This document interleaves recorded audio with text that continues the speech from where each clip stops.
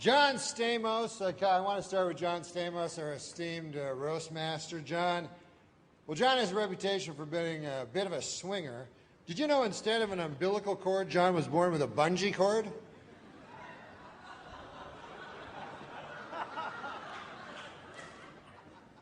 John likes the ladies, it's true. He has a one-track mind, and the traffic on it is pretty light.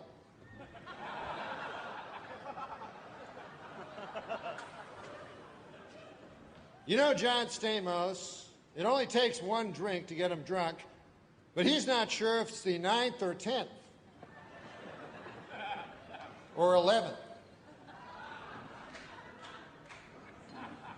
And Cloris Leachman is here. Cloris?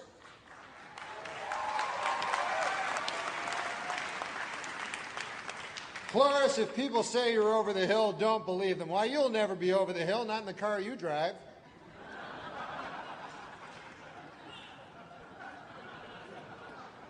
And Jim Norton of here is, of course, probably one of the most colorful characters I've ever met. Colorful personalities I know. You're green with envy and you have a yellow streak down your back.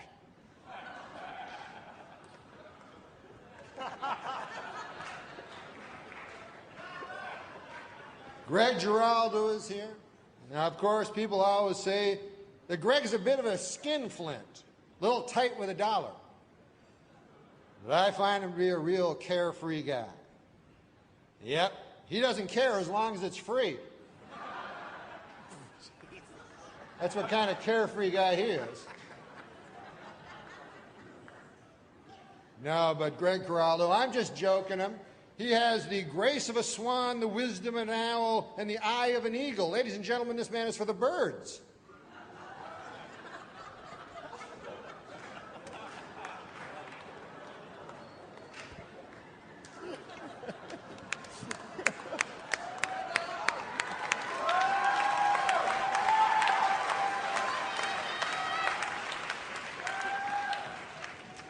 No, but I kid Greg Giraldo. You know, if I ever need a brain transplant, I don't know if they have those yet, but if I ever need a brain transplant, well, I would choose yours, Greg, and here's why. It's not because you're smart. It's because your brain has never been used. Susie Essman, of course, is famous for being a vegetarian. Hey, she may be a vegetarian, but she's still full of baloney in my book. My best friends. I love Gilbert. And what I like about Gilbert Godfrey most of all is his neck. Doesn't he have a great neck, folks? Gilbert, your neck reminds me of a typewriter. Underwood.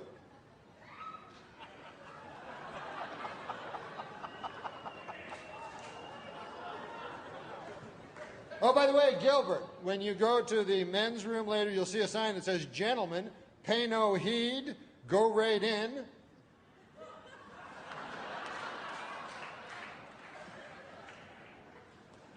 There's no room that says "scoundrel" on it.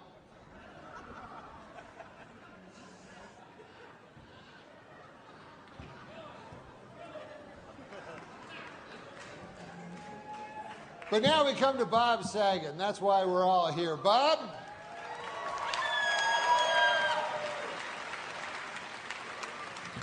Bob, you have a lot of well-wishers here tonight, and a lot of them would like to throw you down one, a well.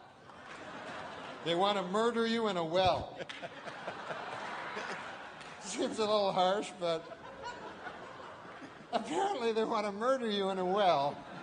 It says here on this card.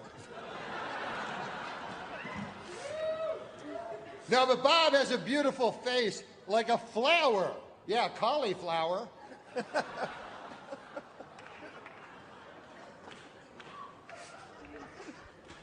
No offense, but your face looks like a cauliflower.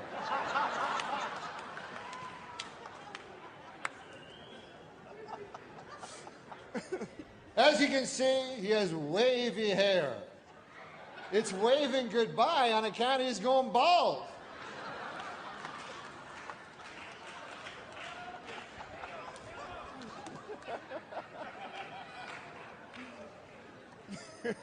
No, I think that, that Bob should join the Ku Klux Klan.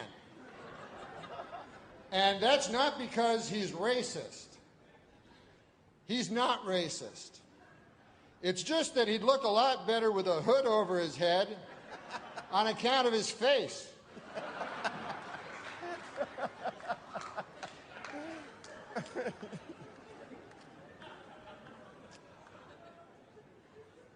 No, there are times when Bob has something on his mind, when he wears a hat.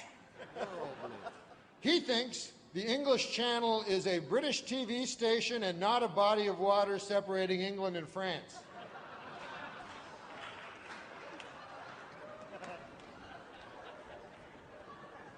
Do you know that he has never slept with his wife? Isn't that odd? He says that it isn't honorable to sleep with a married woman, even though she's married to him.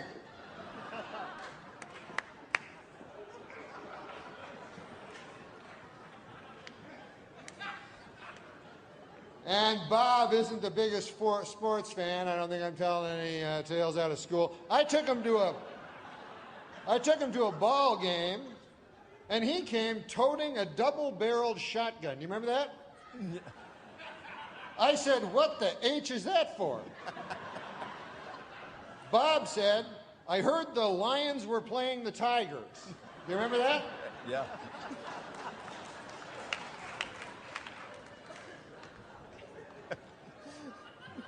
No, Bob is not a sports fan. He thinks that the Kentucky Derby is a hat and not a horse race that they race every year.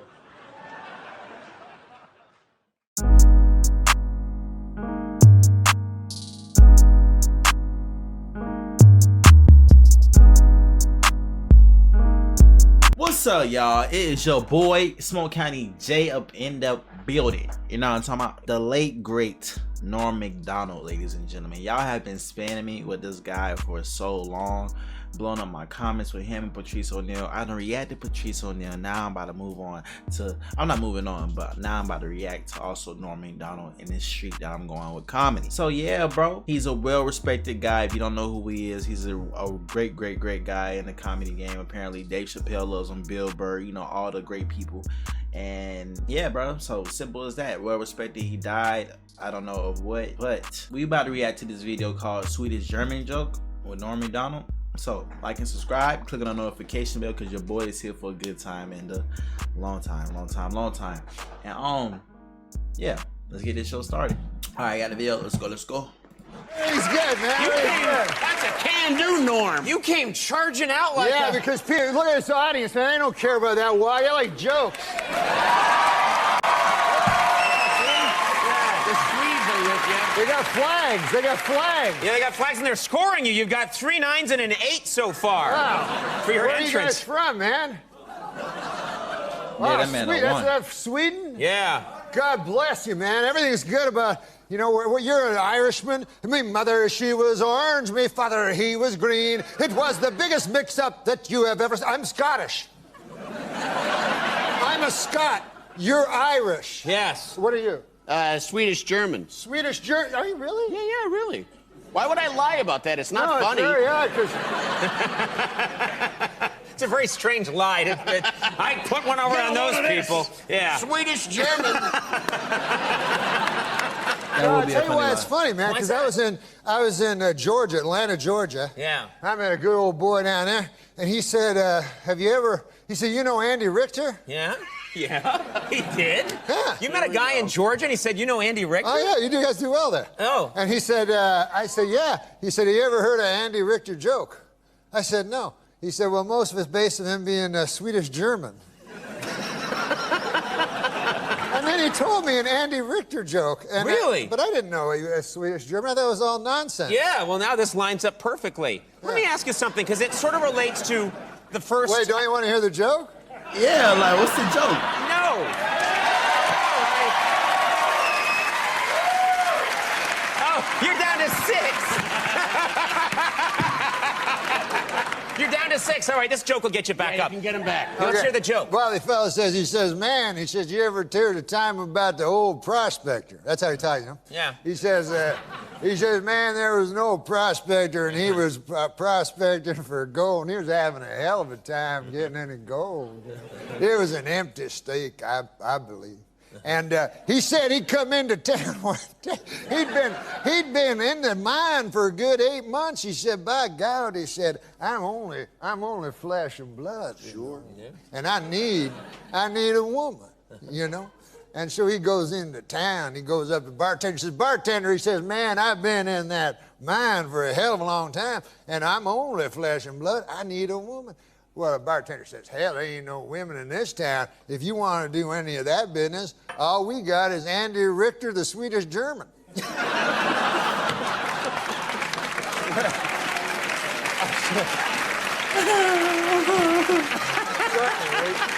The prospector, he says, no, he says, hell, I ain't into that funny stuff, you know. He says, I'll be fine. So he goes back to his state, you know, and he's back in that mine, man, and 6 months passes, and a year passes, and Conan, you know, people are weak. Man is made of flesh and pride, as the scriptures tell us, and by God, that old prospector finally broke to his knees, and he said, I'm no worse than he went back to the bar. He was a beaten man. He says to the bartender, he says, hell, man, I've been in that place 2.5 years. A man has needs, and if you say there's no women in this here town, he says, well, I'll have to go for Andy Richter, the Swedish German. But he says, listen now, he says, man, I'm a tough old hombre, you know, and I got friends now. He says, I don't want anybody to know about this. You know, this is back in the old days. Sure, yeah. He says, I can tell by the accent, yeah. He says, I got my cowpoke friends and so forth. I'd hate to hell anybody know about this, you know. This got to be all secret. Nobody. I say nobody can know about this. Bartender says, well, 4 people will know about it. How do you figure that? He says, well, he says, I'll know about it. He says, you'll know about it. Andy Richter, the Swedish German, will know about it. And the fella that has to hold down Andy will know about it.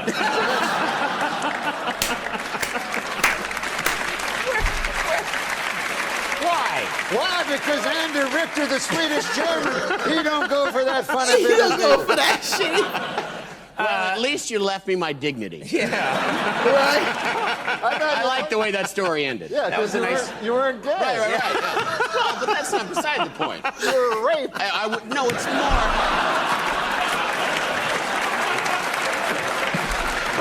It's more that I wasn't prostituting myself.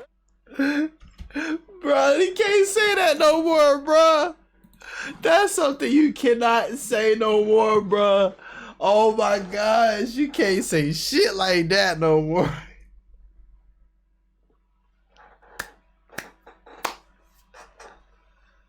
Bro, that was funny, bro, to read. Bro, that was actually a great joke, bro. Oh. Because Andy Richter wasn't going for that shit either. That's funny. 4 people gonna know about it, bro. Oh, that man has some great energy, bro. Norm MacDonald, bro. He has some great energy. I like him. I like the way he talk. I like how, like, amped up he brings the room and shit like that. Like, yeah, I like that. I like that. I'm gonna watch some more clips on him. Y'all leave some comments and some suggestions about him. You know what I'm saying? Tell me what I need to react to next. You feel me? And also, like and subscribe. Click on the notification bell because your boy is here for a good time and a long time. And that concludes the video, ladies and gentlemen. Follow me on Twitch and TikTok. Smoke Honey J. Thank y'all. I'm out.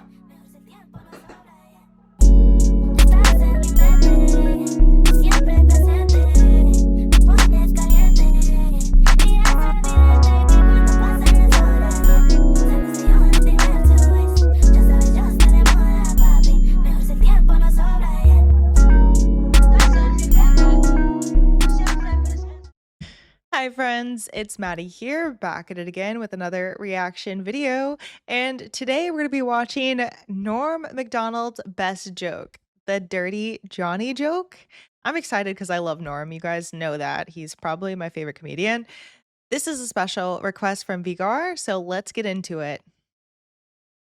Well, I can tell a joke. Go for it. Yeah, This is please it. This do. is what we're looking Please. for. Yeah. There was a fella, a little boy in school named Dirty Johnny. Now, he's not dirty in this joke, but he'd always be a hellion in class, and the teacher didn't think much of him. So the teacher has a project, or not a project, but an in-class thing. How'd that go again? She says, now, this is what you... Much. She's just like somebody's old grandpa rambling on, but purposefully. I love it so much. Project, or not a project, but an in-class thing. How'd that go again? She says, now, this is what you're going to do here, class. I want you to stand up. I want you to stand up and tell the class what a story from your life. And then afterwards say the moral to that story. So a girl puts up her hand. Yes, Becky, what's your story? So Becky stands up. She goes, my dad works for the hatchery here in town. And what happens was he got about 15 eggs. And he put them all in one basket, all in the same basket. So he put all his eggs in one basket. And he put it on the horse and buggy and drove back home. And by God, Becky says, the bouncing and all the eggs broke. Well, that's a good story, the teacher says, but what would the moral be to that? Becky says, well, the moral is, don't put all your eggs into one basket. But goddamn, says the teacher, that's a good one. Anybody else? Marjorie puts up her hand. Marjorie, what? He just like, I just can't not, like, he's just the way he tells stories is hilarious. Oh, don't mind me, guys. Okay. Put all your eggs into one basket. But goddamn, says the teacher, that's a good one. Anybody else? Is that what the teacher said? Marjorie puts up her hand. Marjorie, what's your story? She says, well, my dad works for the hatchery, as most, all of us. Thank God for the hatchery. She says that we'd all be lost. But anyways, my dad knows that eggs become chickens. And so he was counting his chickens, and he added in the eggs, you see. And then he put them on a horse and buggy to go to town, and they all broke. Well, what's the lesson to that? The teacher says she can't understand. And she says, well, don't count your chickens before they hatch out of an egg. So the teacher says, that's a great one, too. Anybody else? Well, wouldn't you know, Dirty Johnny has his hand up. Oh, my gosh. So the teacher's like, holy God, I don't want it. But on the other hand, I made an oath to every child, should I suppose I gotta. All right, Dirty Johnny, what do you have to say?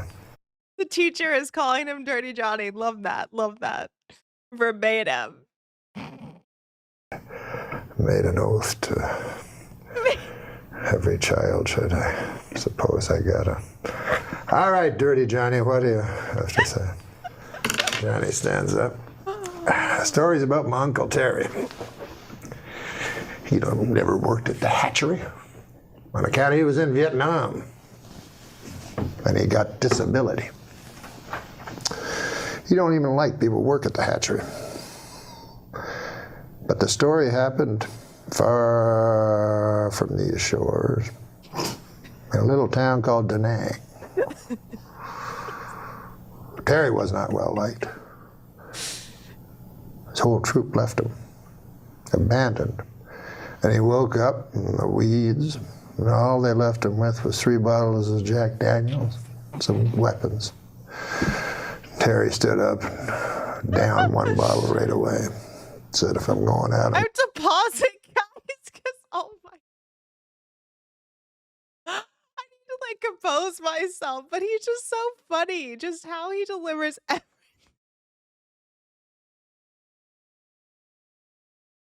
Oh my gosh.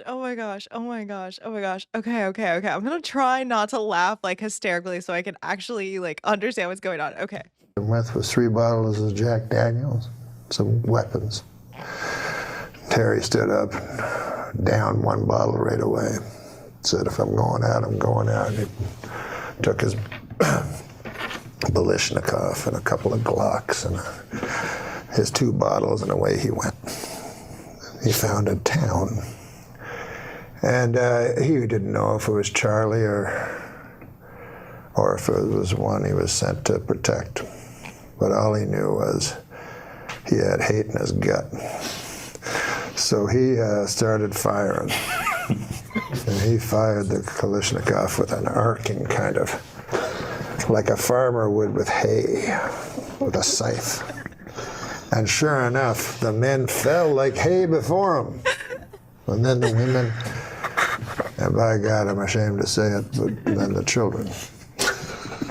And finally, all was left was Uncle Terry standing in the mud and the blood and the glory. And he touched his pants, and it was wet, and he said he was ashamed. He felt shame, Uncle Terry, for he'd pissed himself. Well, he touched it again. It was not urine at all, but ejaculate. And Uncle Terry felt pride where shame once was. And the teacher's like, good Christ, what kind of a story is that? What the hell is the moral to that? Well, he says, when Uncle Terry's been drinking, you don't fuck with him.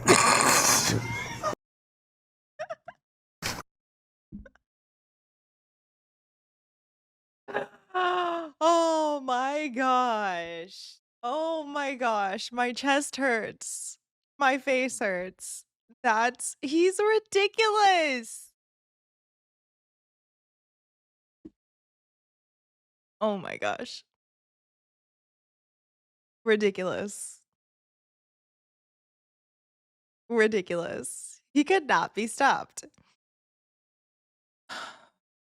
And I love the consistent farm theme as well, just throughout, even when he's talking about the slaughtering of this quote unquote village.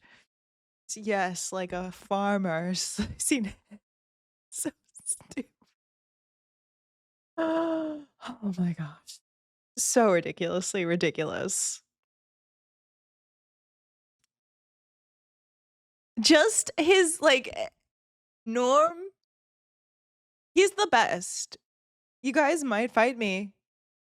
You might fight me, but I think he's really the best. Just his delivery alone is so hilarious in itself that even the stupidest, goofiest stuff that he says out it's just so funny. And it's so goofy, and it can be the most basic thing, and I'm just dying laughing, and I'm trying to not. But it's like with his videos, it's always just try not to laugh. With other comedians, sometimes it's like try to find something funny to laugh about.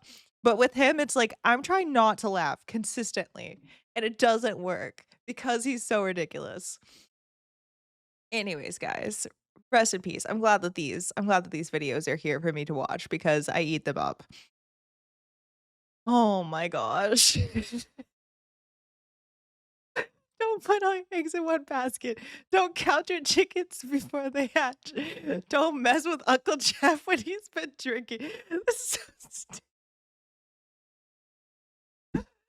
Anyways, guys, if you haven't already and you enjoy laughing together, you enjoy crying from laughter together, or just crying and watching funny things, nostalgic things, new things, make sure you subscribe to the channel. It means so much to me. And like this video, as it'll boost it in the algorithm so we can keep on doing more stuff just like this. And until next time, I'll see ya. Bye. Is that right on Rikers Island? They banned like 2 months ago. They banned pornography, any porno magazines from the prison. You know, because I don't know why they did it, but now I just read the headline. Sure, you don't need to know that part, right? Who cares about that part, right? But now they had to bring it back this week, so they had a compromise. They're allowing one porno magazine. Only one, huh? Only one. Yeah. Unfortunately, the porno magazine that they're putting in is Hairy Guy's Ass Illustrated. Really? Yeah. Well, if you're going to only allow one, I would think That's the one, you know, probably. It's a good magazine, though. It is a good, you know. It's not. People- It's not all just pictures No, of hairy guys. the articles are good, actually. Good articles on if you're buying a home, what home to buy. Good areas to look. Good stereo advice. That's why I read it. Yeah. Killer crossword puzzle. It's just a good publication. All right. See, I just read it for hairy guys' asses. Well, see, that's you, Andy. Just people are all different. He was telling me before the show last week he went to the hairy guy's ass mansion. It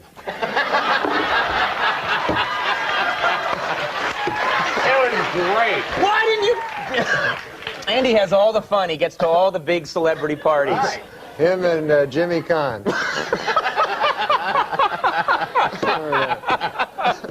Andy's a fantastic guy. I'm curious about something. And when I say, you know, I used to make jokes at 12:30 about him being gay, that's absolutely ridiculous. But when we were starting out, I will tell you one story about Andy. This is what happened. I'm scared. I was working at Art's the deli coffee shop. Deli and coffee shop, bussing tables. So Andy comes up to me and he goes, "Hey man, I got a way to make some money." I said, "What is your way?" He goes, "I'm going to become a male prostitute." Now I said, "Andy, you're not gay. It doesn't make any sense." He goes, "But a guy has to make a dollar." So I said, "All right, do what you want." You know? So he comes to me the next day and he says, "Hey, I'm buying breakfast." I says, "Why is that?" He says, "I made $450.05 last night." Wow. I said, "What on earth?" He goes, "Yeah, did some tricks there, you know, they call it." So I said to him, "You know, I eat steak and eggs. I eat, you know, expensive." He says, "That's all right. I made $450.05. And I said, "Well, who on earth gave you 5 cents?" He said, "Every one of them."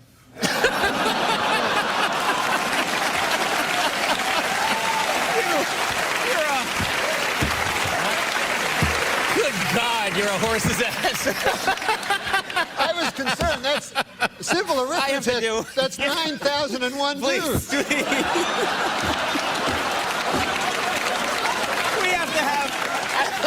I will take a break. You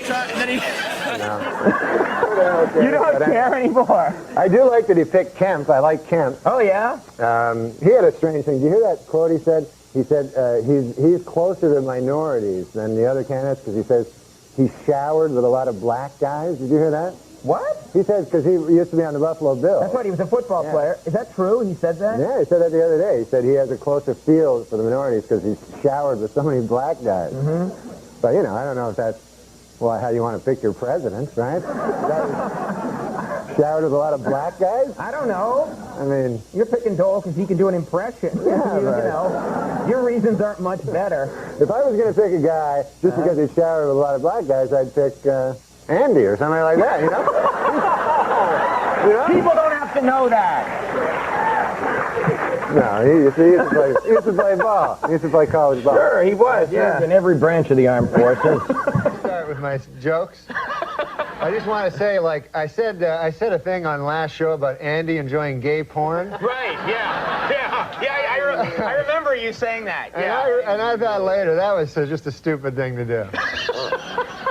Well, I guess it was all forgotten until you just brought it up. So, he doesn't like gay porn, you know? He doesn't like gay porn. So anyway. I can't stand gay porn. Right. Gay porn, no thanks. So if you're getting me a birthday present, no gay porn. I'm glad you know, that's great because it really cleared the air. Yeah. I understand you Lent. You take Lent pretty seriously, the Catholic holiday of Lent. Is that the case? Well, you have to give up stuff on Lent. So every year on Lent, I give up stuff. And I made up a list, you know? Oh, really? Of stuff that I gave up. So I have it here in my pocket. Can I read it? I would love to hear what Norm gave up for Lent. Yeah. I don't have it in my pocket. You don't have it? Oh, here it is. It's in this pocket. Okay. Yes, this is a list of things that I gave up for Lent. Okay, you ready? I gave up powerlifting. All right, out. Yeah, I didn't want to do that anymore. And then I gave up lifting of any kind. Okay, that's good. And then I gave up dressing up like an incubus. Now that people know what it is, you know. Not gonna do that. No. And then I gave up. This isn't a good one. I gave up feeding my cat.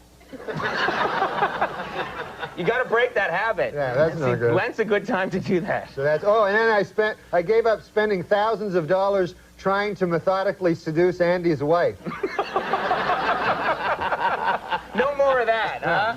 All right, that's very nice. Good for you. What a relief. Plus, it gets in the idea that Andy has a wife. Andy has a wife. Oh, he does. I know. I have a wife. I know. And No, he has a great wife. I don't like it. No, he has an excellent wife. Don't like it. Well, Not for okay. me. What we're going to do is we're going to take a quick break, and then we're all going to confer with our lawyers.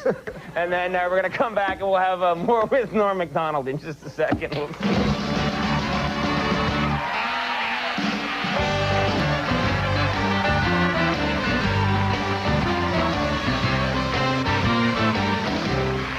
All right, we're back, everybody. Stop comparing notes on gay porn, all right? No! We were actually talking about the Sports Illustrated, the swimsuit issue. Oh, yeah, yeah. You guys like that issue. No, yeah. I love it. Andy It's said, fun to play this it's game. his least favorite Sports Illustrated. Oh, shut up. He says he can't. Never mind. I'm going to say something.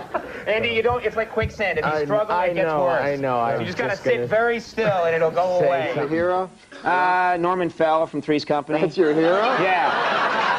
Mr. Roper. Yeah. No, Mr. Roper? Yeah. That's not a good hero. That's all I got. Better than this guy's hero is some gay porn actor. Anyway. What are you talking about? What? I don't know. Insane. No. What are you saying? Let me tell you something about gay porn. Seriously.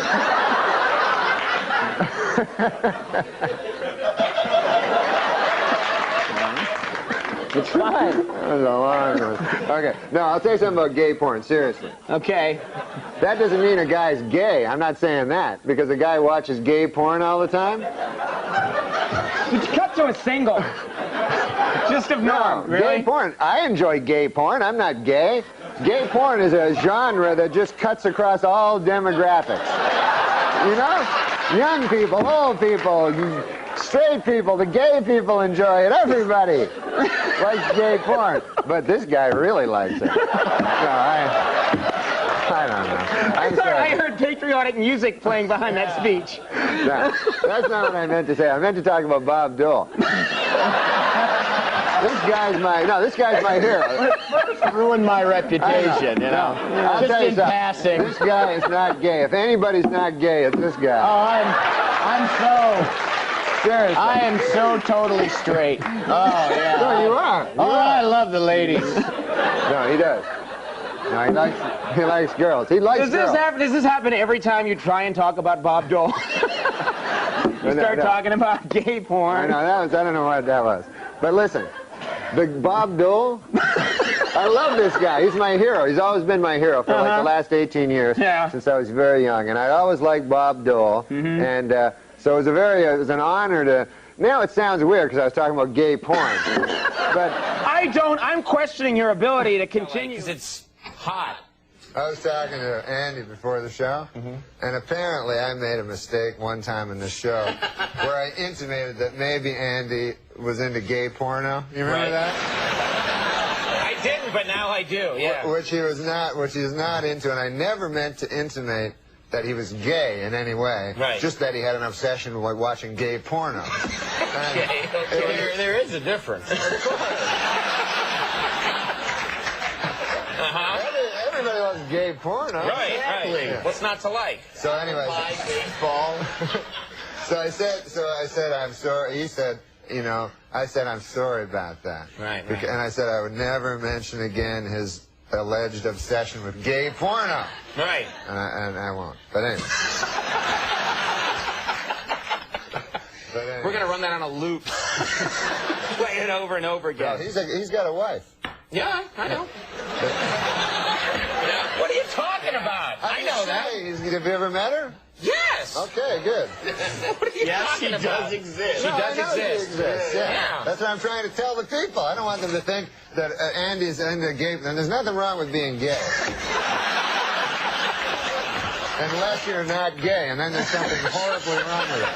That's when it goes awry? Yeah, that's when it's the worst thing you could be is gay, when you're not gay. Right. Andy on this show, man. Oh, yeah, He's got to leave, huh? How bad is that, huh? Yeah. He should stay. You want him to stay. You should stay. Good move. You should stay. Get him booing. Yeah, you killed everyone's joy tonight. No, I swear to God, though, when you sit on a couch for the living, you should think about not giving that up.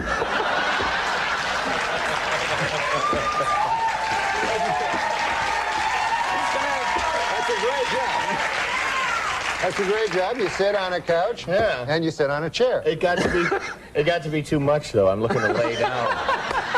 Gotta tone it down a bit. No, but you're a great man, and I'm going to miss you on the Thank show, you. man. You're a Thank great you. man, isn't he? Thank you. Great. Maybe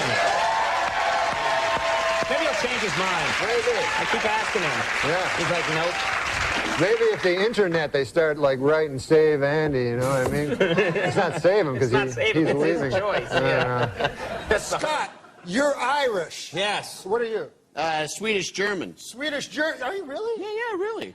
Why would I lie about that? It's not No, funny. it's very odd, because... It's a very strange lie. I put one over on those people. Yeah. Swedish German. No, I'll tell you why it's funny, man, because I was in Georgia, Atlanta, Georgia. Yeah. I met a good old boy down there, and he said, he said, you know Andy Richter? Yeah? Yeah, he did. Yeah. You met a guy in Georgia, and he said, you know Andy Richter? Oh, yeah, you guys do well there. Oh. And he said, I said, yeah. He said, have you ever heard of Andy Richter joke? I said, no. He said, well, most of it's based on him being Swedish German. And then he told me an Andy Richter joke. And Really? But I didn't know he was Swedish German. I thought it was all nonsense. Yeah, well, now this lines up perfectly. Let me ask you something, because it sort of relates to the first... Wait, don't you want to hear the joke? No.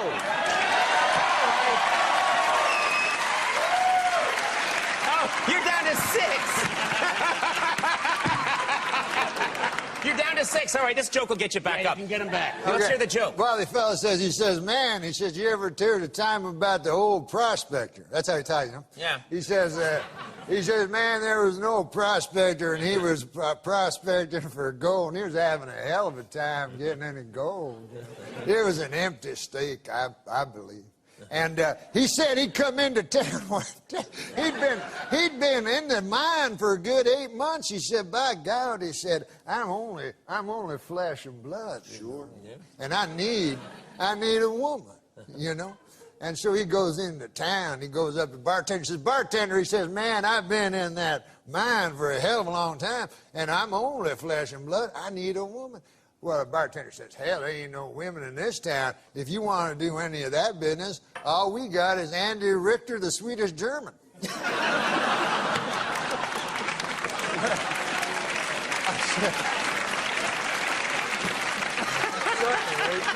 The prospector, he says, no, he says, hell, I ain't into that funny stuff, you know. He says, I'll be fine. So he goes back to his state, you know, and he's back in that mine, man, and 6 months passes, and a year passes, and Conan, you know, people are weak. Man is made of flesh and pride, as the scriptures tell us, and by God, that old prospector finally broke to his knees, and he said, I'm no worse than he went back to the bar.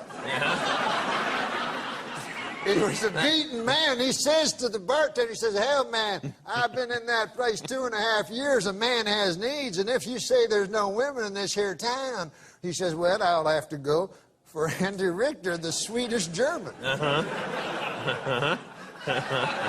But he says, listen now, he says, man, I'm a tough old hombre, you know, and I got friends now. He says, I don't want anybody to know about this. You know, this is back in the old days. Sure, yeah. He says, I can tell by the accent, yeah. he says, I got my cowpoke friends and so forth. I'd hate to hell anybody know about this, you know. This got to be all secret. Nobody. I say, nobody can know about this. Bartender says, well, 4 people will know about it. How do you figure that? He says, well, he says, I'll know about it. He says, you'll know about it. Andy Richter, the Swedish German, will know about it. And the feller that has to hold down Andy will know about it.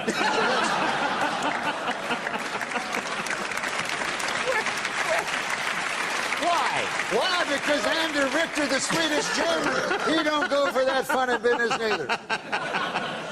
At least you left me my dignity. Yeah.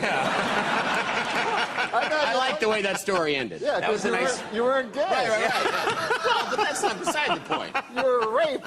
No, it's more.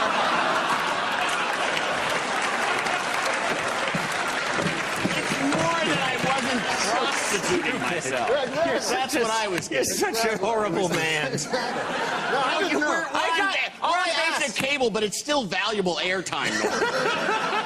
I don't know about that. You know, in Georgia, they say there's a whole subgenre of Andy, the Swedish-German joke. That's what the guy told me. Well, you know what? I asked you, how are you? Yeah? And you went into, I believe, a 48-minute joke. Oh, which I'm sorry. was fantastic, but now we have to take a commercial break. Are you kidding me? What?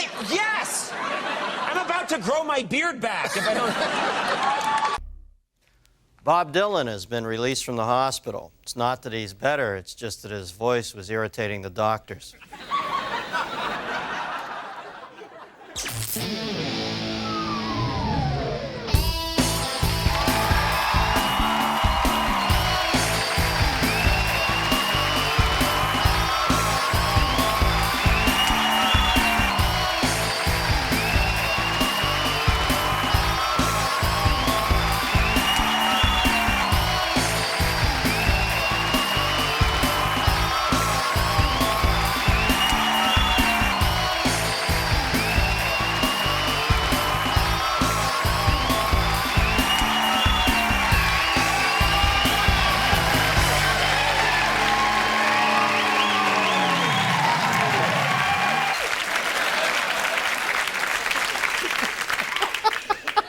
Sorry, I had to give one of my writers the finger. Well, good evening. Welcome to my world of illusion.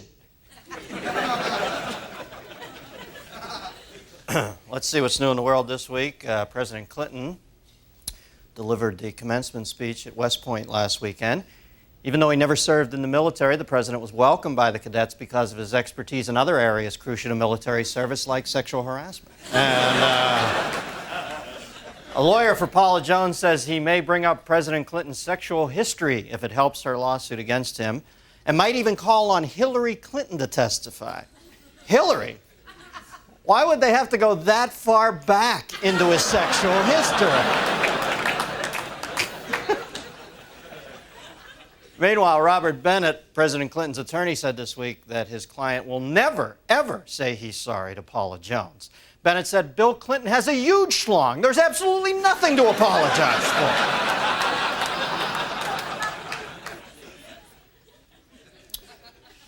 for. Gerald Bolt, mayor of Parma, Ohio, says he'll fight to keep the city under one area code. You go, Bolt. Fight the power! Attica! Attica!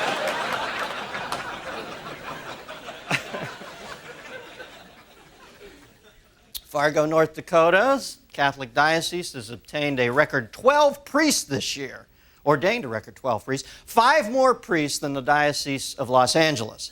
And if that's not amazing enough, you know old Arnie Bjornsson has the Exxon station next to the Dairy Queen down there on Route 7?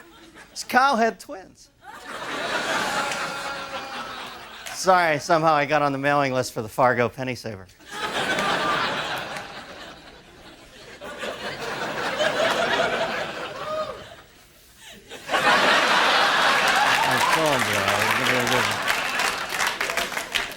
Just gave you one up front, because I knew that was coming, you jerk. Send me out here with that piece of shit.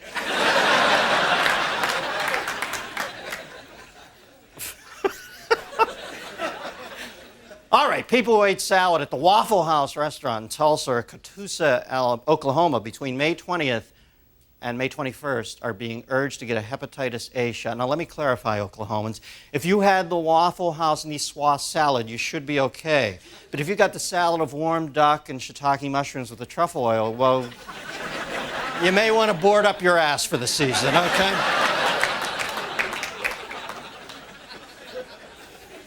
The bad news, Neil Young had to postpone his European tour after slicing the top off of one of his fingers, cutting a ham and cheese sandwich. The good news, he's written an 11-minute song about it.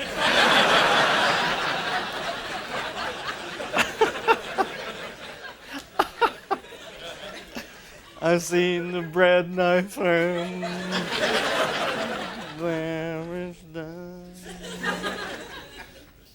South Carolina has begun a statewide alligator count.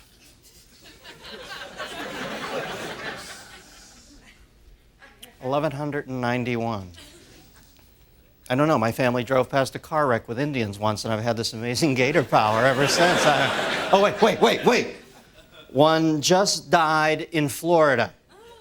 21-and-a-half-year-old named Chompy. He was hit by a golf cart.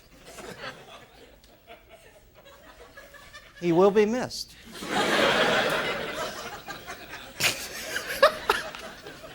I'm going to give myself the finger on that one.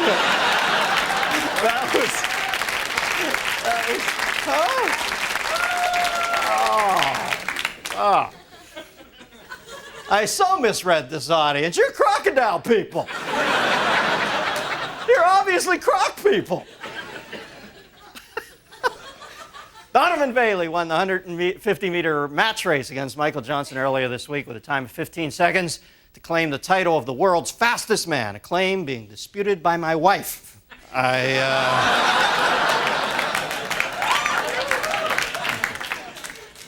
Whenever you do a couple bad high-concept jokes, make fun of your dick. That's my comedy words to live by. I knew I had a problem when smoking the cigarette afterwards lasted longer than the actual sex act. You know, they say every cigarette you smoke makes your life 7 minutes shorter. And I know that's true because I had an uncle, and the first cigarette he ever smoked was on an airplane, smoked the cigarette, immediately dropped dead of a heart attack. 7 minutes later, the plane crashed into a mountain. Now,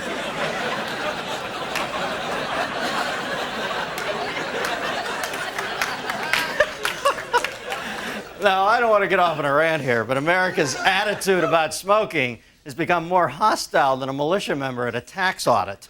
These days, even the Philip Morris employee cafeteria has a no-smoking section.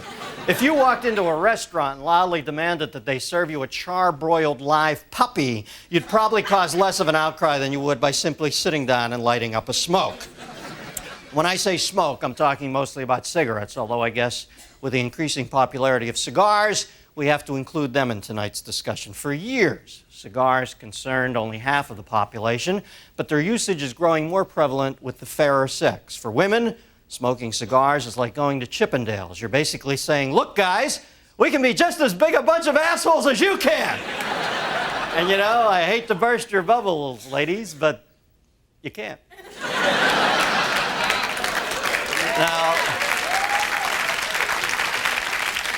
Now, it's been proven that tobacco company executives' sworn congressional testimony concerning the addictive powers of nicotine had all the sincerity of Johnny Cochran's tie rack, but who can possibly be shocked by this? Any company in the Americas in business to make money constantly comes to ethical crossroads, and while all will gas it through a closed yellow light, some will just blow right through the red with their eyes closed, just hoping they don't get T-boned by the lumbering vehicle that is the federal government. Tobacco companies will stop at nothing to win the smoking wars. Now their scientists are saying some of the smoking research data is no longer valid because contemporary mores now dictate that the rats have to step outside their mazes to have the smoke. But don't blame the tobacco makers. Don't blame the cigarette makers. Tobacco companies are being sued way too much. I admit they're evil poison mongers who give other evil poison mongers a bad name. Yes, they lie about the addictive nature of their products and they get rich doing it. But come on, tell the truth. We all knew they were lying all along. If you're saying you didn't know cigarettes were bad for you, you're lying through the hole in your trachea. Of course. Of course it causes lung cancer. Of course it causes emphysema. It's fucking smoke! Would you build a campfire every hour and stand real close and take deep breaths? How could you not know smoking is bad for you? Is having teeth the color of caramel corn normal? Is coughing up your lungs one smoldering loogie at a time normal? God gave you 2 lungs, so don't be an asshole. Think. Use 1 lung for smoking and the other one for breathing. Here are some signs that it might be time to quit smoking. 1, before lighting up, you wrap a nicotine patch around your cigarette. 2, your newborn twin sons are named Benson and Hedges. 3, you name each cigarette and have a personal conversation with it while you smoke. 4, you're at Arlington Cemetery paying your respects to JFK and you lean over and light one up off the eternal flame.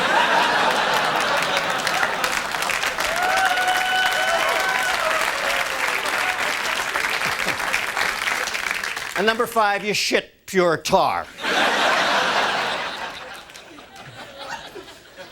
Listen, the bottom line on cigarette smoking is it's really just the way you interpret things. I mean, they say smoking gives you cancer. Sure, you can be negative and look at that as a bad thing, or you can see that smoking, gives you cancer. It gives it to you. It's a present. Well, here's cancer. Thank you very much, Mr. Cigarette. When I find myself in a room where everybody's smoking and it gets too intense, you know what I do? I don't start waving my hand around and fake coughing. I don't start rattling off heart and lung disease, cancer stats like some autistic surgeon general. I don't lecture anybody about their lifestyle choices. I leave the room, okay? My acceptance of smokers is one of the compromises, one of the little negotiations that one must make if one is to live in a modern urban society. I don't know why people complain about secondhand smoke. At nearly $2 a pack, don't you realize how much money they're saving you? And plus, if you smoke, you get to read matchbook covers and learn about the exciting career opportunities awaiting in cartooning.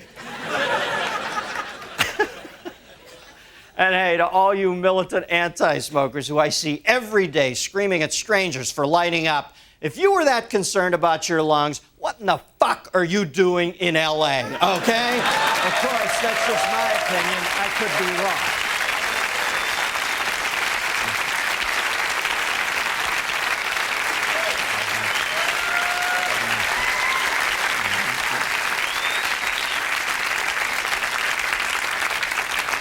I want to know what you think, America. Give me a call at 1-800-522-8673. I guess the most apt description of tonight's guest is that he currently performs my old job, towelboy at Plato's Retreat. No, actually, he's... He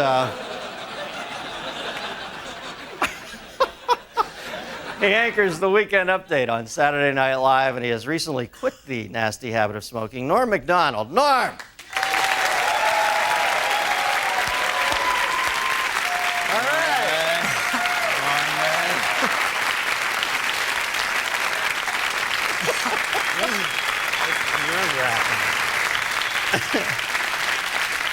Now, you're a young iconoclast, Norm. The kids, they get you. What?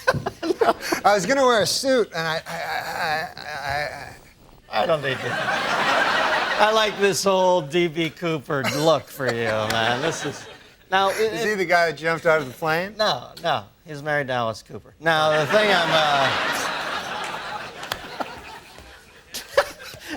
You remember you wrote for my first talk show? Yeah, you gave me my first job. And I used to come in the room, and you and Drake Sather had no lights on. It was like some fucking Anton LaVey Satan cult in there. And you guys used to turn out the sickest jokes ever. And everybody was always smoking. Then I see you on Saturday Night Live during the opening credits. And one of the things I like about you is you're completely unfiltered on that show. You'll say anything. And I saw in the picture you had a cigarette in your mouth. I thought, this guy just doesn't give a shit. So I asked you to come on. I find out you pussed out on me and quit smoking. What is that all about? No, because it's bad for you. They have these fucking things on the side. You have to read the fine print where it says, it's bad. Now, when did you first start smoking? I started smoking as a kid, like when I was... I think I was like 14, and I thought, I'll look really cool like if I start smoking, because I didn't get along with anybody. So I started smoking. Wouldn't you know it, I did look cool. All of a sudden, all these broads like me and everything. Not broads, but ladies, girls. And it was hard, though, man, because I was guilty about all the time I smoked, because I always thought, I always knew it was bad for me, Like, even though some guys will say that it's good because their uncle lived long or something, he smoked, and they'll go, hey, what about, that old guy, Bert Mustin, what about that guy, And then he just because he lived long, that doesn't mean anything, right? That's just one guy. You can't, just because Bert Mustin lived long, you're all of a sudden... You did your master's thesis on this, didn't you? Now, did people bother you a lot when you're smoking? Were people pissed off when... Yeah, people don't like when you smoke, They're bothered. Like, I gotta admit, though, secondhand smoke is bad. Like, I don't like... When I smoked, I didn't like secondhand smoke. Yeah. I like that first-hand smoke because you get to suck it right out of the cigarette, And the secondhand... Any fucking thing that's already been ingested by someone is not as good, You know what I mean? Like a pork sandwich is delicious, but after a digested pork sandwich, that's fucking shit.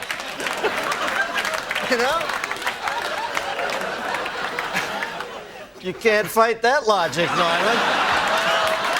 You cannot? Do you think advertising brings kids to smoking? There's a lot of fight with the Joe Camel thing. Do you think they really? Yeah, definitely. They got it. Because the thing is this. The advertisers, they got to go after kids because they're not going to get adults. Like, there's not going to be a 50-year-old guy going, hey, I should start smoking. That goddamn Camel. Look at him. They got to get little children. Joe Camel. Yeah. That's a frightening-looking beast. He looks like a cock. I read it. Yeah. I didn't make this up. And I know you don't mind first-hand cock, but... You don't know that. Don't say that. I know how this stuff happens, man. Because a buddy of mine worked on Saturday Night Live, and he said he was a fag once, as a joke. And then he said everybody comes up to him and saying, are you a fag? Gay man, I mean? Show about smoking. They thought you meant the British word for cigarette. All right. Exactly. Can I bum a fag? That's what they say in England. Where else? All right. The thing about Joe Camel looking like a cock, Dennis. I lost my train of thought. Thanks for bringing me back. Is this is what I've noticed. He doesn't even look like a fucking camel. He looks so much like a cock. Because you know how it's usually subliminal? Yeah. Where you have to find the cock, right? This character, you have to find the goddamn camel.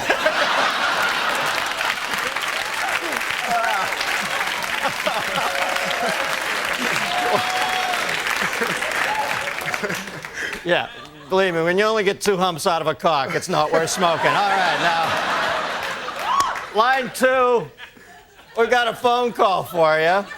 Although I can't believe they'd still be on the line after this departure. Line 2, we've got Beverly from Middletown, Ohio. Beverly? Yeah, hi, Dennis. Hi, Norm. Hi, you didn't know my name, I don't think.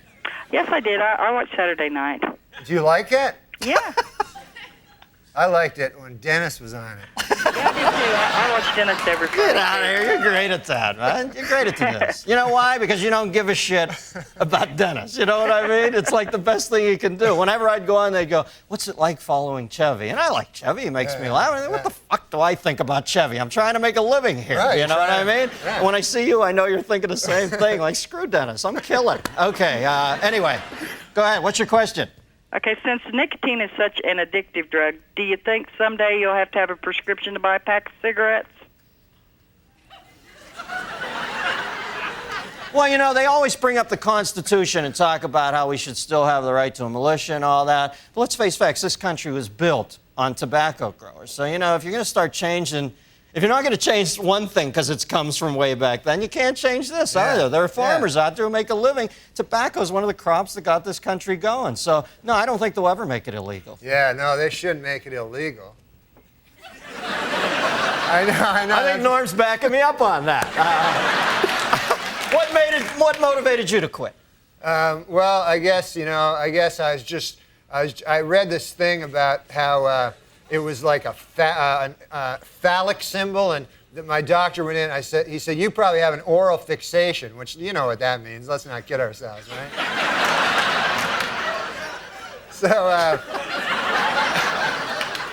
that's why I always smoke like cigarettes instead of cigars, because if I'm gonna have I like a little white thin cock, you know? Are we back to cocks again? I go away to Ohio, Middletown, the center of the universe, to take a nice clean call, and then I space out. I'm thinking I can't listen to Norm for a second. I gotta get a time cue here. I come back and you're talking about having a thin white cock in your I don't have a thin white cock in my cock, you mean? No. In my mouth. No, you misunderstand. What I'm saying is this. I'm just saying. Don't make the mistake of thinking I fucking listen to you. I just want to make it clear about that cock thing. I was just saying, if I ever was gay, if they suddenly made it mandatory or something, then I would choose the smallest cock, and I would like a guy that came fast. I don't know. I thought the subject was cock. No, cocks is next week. I'm sorry. Does that answer your question? Yes, it does. Norm MacDonald, ladies and gentlemen. Anything new? Stick around.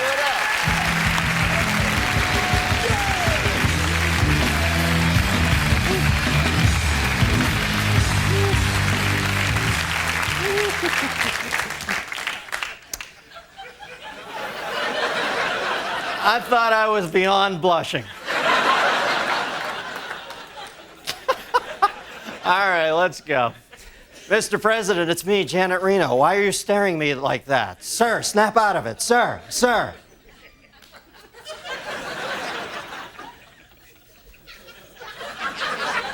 Guess it all seems real sedate after the long cock ride. Here we see Secretary of State Madeleine Alcock at a nation conference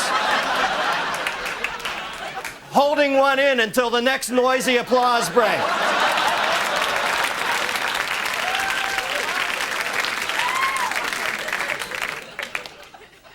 The Intercockinal Impressionist Championship had come down to a face-off between San Francisco Mayor Willie Cock and his Popeye the Sailor Man and Senator Dianne Feinstein's Jay Leno.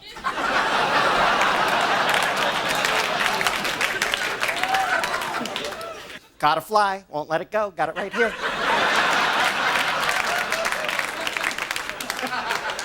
Sometimes the Pope will stop in the middle of a mass and remember the joke about the nun and sexy Shlomo, the traveling rabbi. Here, an extremely hungover Boris Yeltsin tells his interpreter to keep his goddamn voice down. If I may give you a piece of advice, my son, you never call a girl the day after a date. Wait at least a week, then call.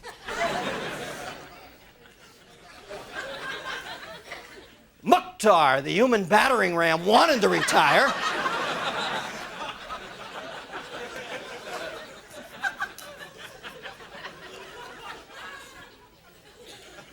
After dropping off her children at daycare, as Fatima hurried from her Die American Dogs rally to the mandatory attendance public execution, she wondered if her hectic, fast-track modern lifestyle was really worth all the compromises.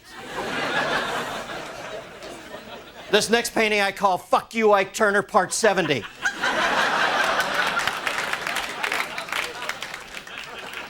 Driven by artistic inspiration, the sculptor forgets that the whole project started when he playfully covered his wife with sand.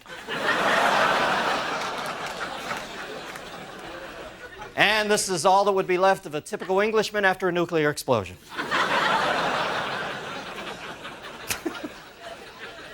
Tom and Dick Smothers announced this week that they were never really brothers.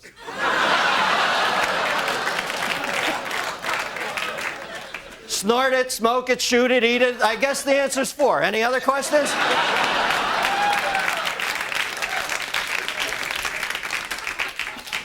All right, say you're a straight guy, but say you found JFK Jr.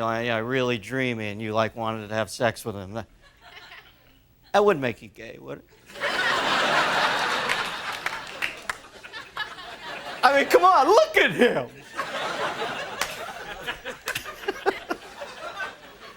There is a little ritual that the passengers perform upon landing safely from any value jet flight. Rakhmood to Abdul, Rakhmood to Abdul. Doesn't that cloud look like a fluffy little kitten? Over.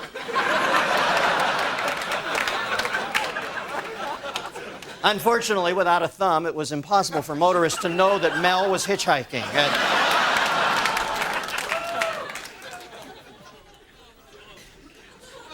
Timmy always had nightmares after spending the day with Grandpa.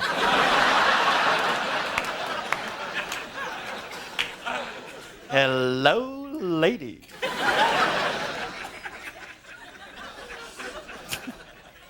Now, you put a dog in this thing, it comes out a cat. I don't know how the fuck it happens, but it does. All right. Where's my goddamn Leonard Skinner tape? Christ, this is pissing me off. I know it's down here somewhere. I just listened to Freebird yesterday. Fuck, where is it? Where's my... Ah!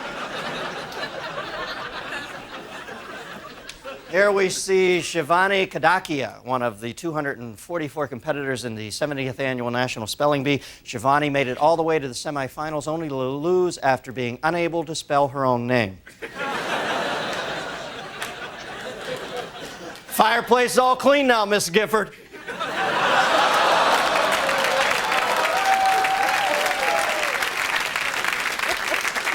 Yeah, like that's the big trouble in her life right now. Okay. Sign it to Alex, and could you hurry up, please? You're scaring the shit out of me. And finally, whew, that is one big motherfucking rat. Guess what, folks? That's the news. I am out of here. Good night, ladies and gentlemen.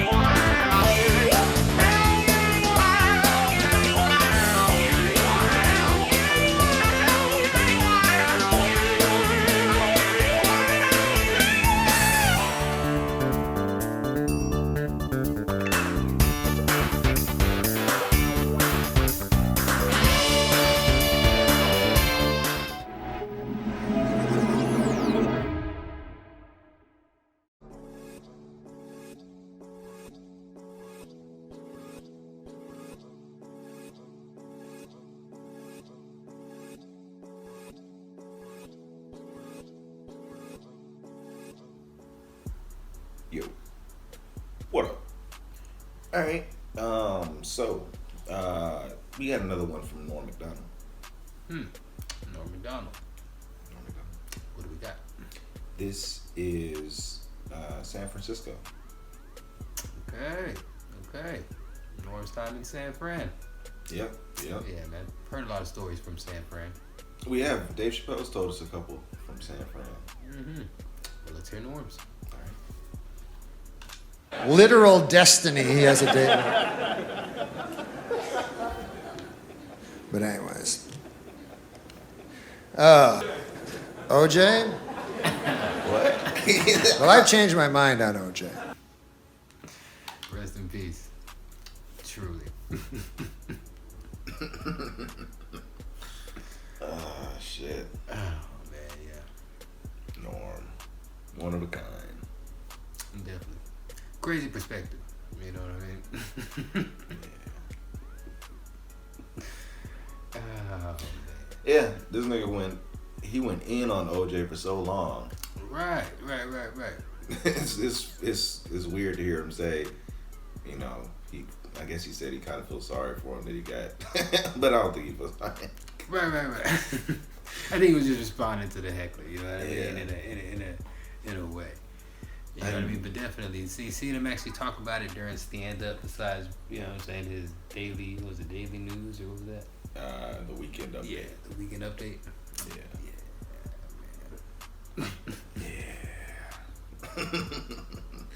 Yeah. Norm. Damn. It was hilarious. Jesus Christ. Yeah, man. Naturally funny. Pride. Yeah. Pride. They were supposed to be watching something on the space. Is it a satellite that's around the moon? You got to be careful. You got to check to see, if you want to go to a parade, you got to make sure you're not going to the wrong one. You take your kids to the wrong parade, they could be damaged. Definitely. A lot of wild parades nowadays. Yeah, man. Isn't that a great thing? You know what I mean? Yeah, everybody, something for everybody. Yeah, something for everybody.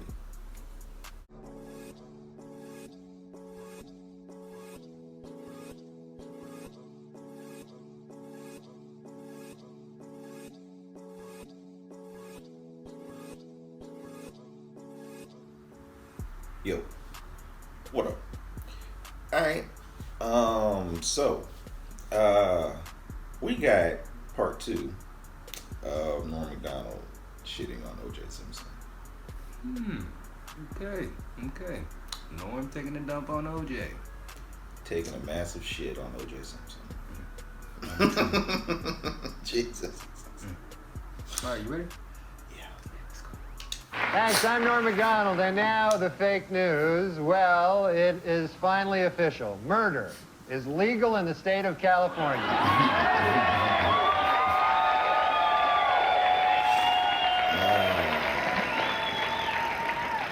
2 hours after the verdict, LA police had their first solid lead in the hunt for the real killers. A new witness has come forward who saw 3 men fleeing the crime scene the night of the murders. Police have released this sketch and would like to hear from anyone who has seen these 3 individuals.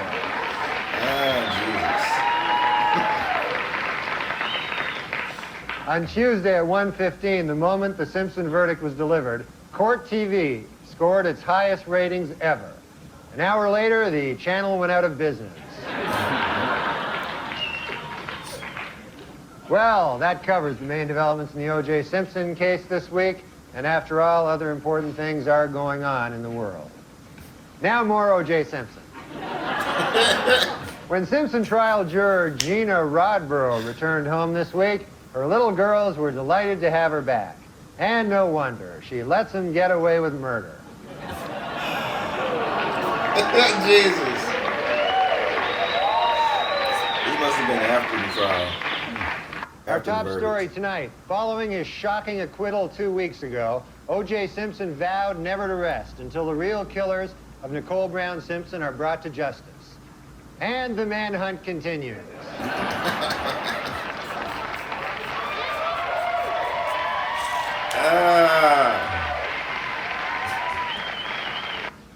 After initially vowing never to rest until his wife's killers are brought to justice, O.J. Simpson this week changed his pledge slightly. He now vows to have sex with hot-looking models.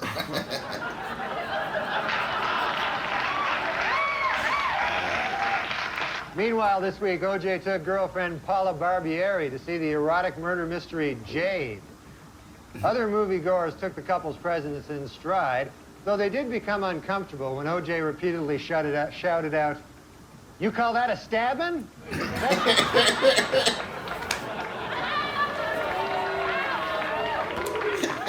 Simpson had been discussing marriage with girlfriend Paula Barbieri, but reportedly she has called the wedding off. Her fear was that if they married, she would be brutally murdered. And then someone would try to pin it on O.J.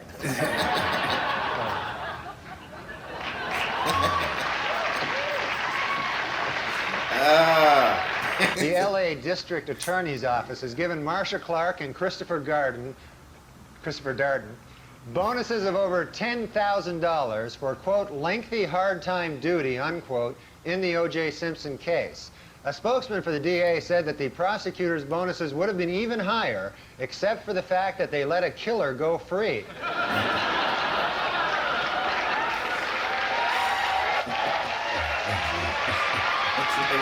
According to a report out this week, O.J. Simpson is still extremely angry that Robert Shapiro began writing a book while he was defending the football legend. However, Simpson is extremely pleased that he got away with killing his wife and that waiter. A down-and-out O.J. Simpson, depressed that all of his money-making ideas have failed, has decided to go back to doing what he does best, killing people.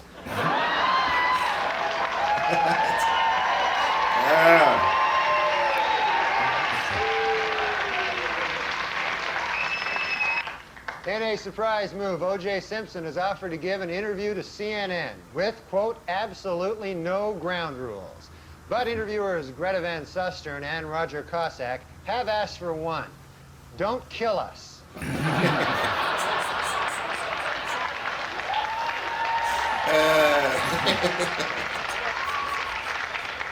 In sworn testimony this week, Paula Barbieri admitted that she had broken up with O.J. Simpson the very night Nicole Brown Simpson was killed. Boy, that had to be a tough day for O.J., huh? First he gets dumped by his girlfriend, then Colombian hitmen kill his wife. Man, that's... You gotta... Norm. In an effort to raise money for his enormous legal bills, O.J. Simpson this week began marketing a video which attempts to prove his innocence.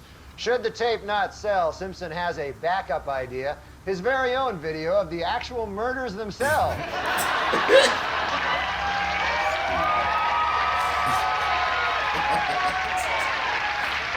This week on NBC's Dateline, 3 members of the Simpson jury explained their not guilty votes and argued that if Simpson had killed his wife, there should have been blood stains all over his gate, front door, and light switches. Also this week, Simpson friend Al Cowlings released his video, How to Get Blood Stains Off Gates, Front Doors, and Light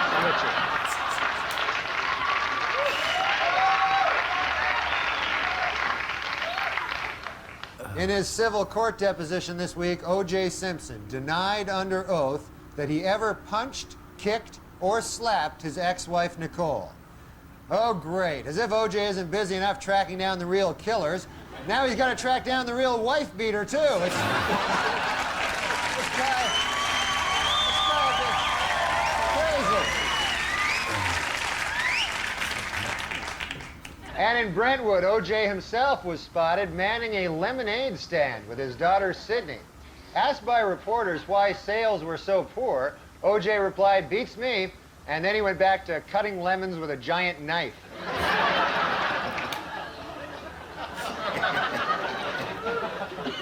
A new development in the O.J. Simpson civil trial this week, according to sworn testimony, Nicole Brown Simpson had told her therapist that she was afraid of getting beaten by O.J. Simpson.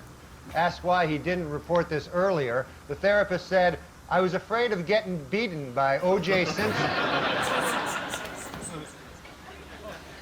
I said getting beaten, and I may have heard a little. According to a Senate Committee on Violence, Denise Brown has done more to bring attention to the cause of battered women than any other person. Well, almost any other person. Once again, O.J. gets the short shrift. In Los Angeles this week, Lyle and Eric Menendez were found guilty of first-degree murder. So, to review California law, it is killing your wife, legal. Killing your parents, illegal. The Menendez brothers. In the O.J. Simpson case, late this afternoon, a high-ranking official in the Los Angeles Police Department admitted to Geraldo Rivera that the police did conspire to frame O.J. Simpson for the murders of Nicole Brown and Ron Goldman. However, they called the conspiracy off when they got to the murder scene and found that O.J. really did do it. While in England, where he spoke at Oxford University, Simpson had defended actor Marlon Brando's criticism of Hollywood Jews. Later, from his island hideaway, Brando sent O.J. a telegram which read, "You're not helping."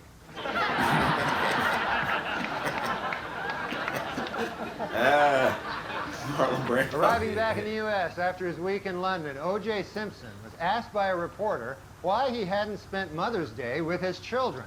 A visibly annoyed Simpson replied, Idiot. I didn't spend Mother's Day with my kids because I killed their mother.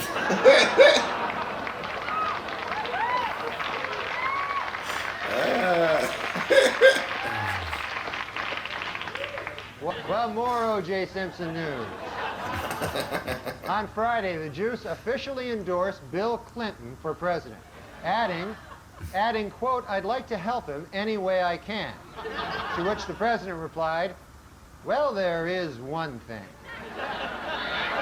Oh my God.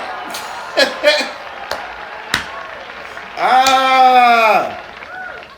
In Los Angeles this week, the defense suffered a setback in the second O.J. trial when Simpson was ordered to turn over a secret videotape, which lawyers say contains proof of his guilt. What's on the tape? The first O.J. trial.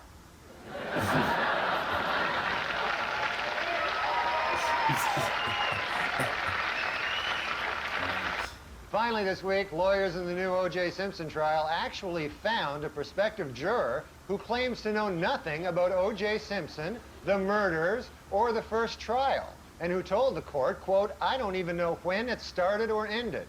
Unfortunately, the man had to be disqualified when it was learned that he had been a juror in the first O.J. trial. During a recent interview on 2020, longtime O.J. Simpson friend Robert Kardashian said he now believes Simpson may be guilty, though he did add that had he believed O.J. was guilty at the time, he never would have agreed to hide his bloody clothes and knife.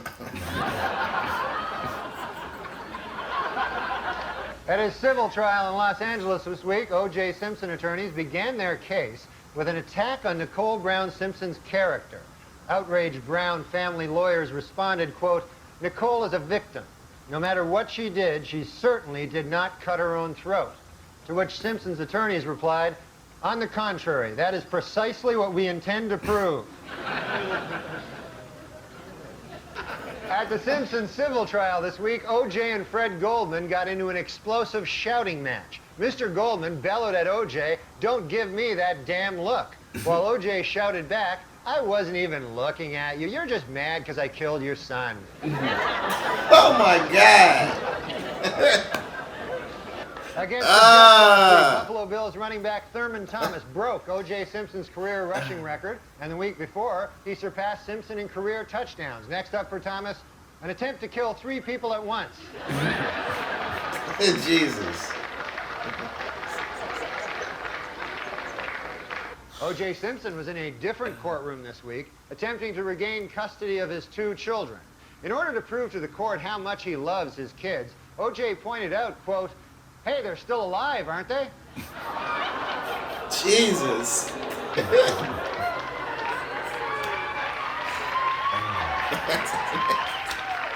This week in Los Angeles civil court, an FBI expert testified that shoe prints left by the killer exactly matched shoes belonging to O.J. Simpson. In response, O.J. stood up and exclaimed, "Wait a minute. Wait a doggone minute. I just figured it out. The real killer is me."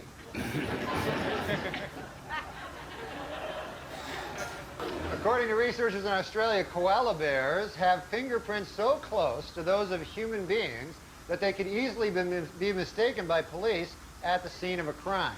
It should be noted, however, that the research was funded by O.J. Simpson. Our top story tonight comes from the O.J. Simpson civil trial, where this week it was revealed that in his first interview with police, Simpson had refused to take a lie detector test. His reason? It detects lies.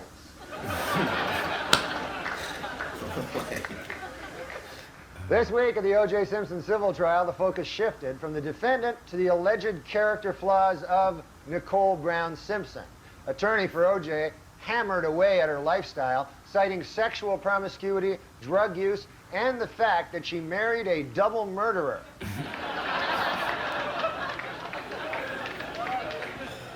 Meanwhile, Simpson defense attorney Robert Baker argued that a dark spot in a crime scene photo was a, quote, mystery shoe print, suggesting that there were actually 2 killers. O.J. hopes this will support his theory that he did not act alone.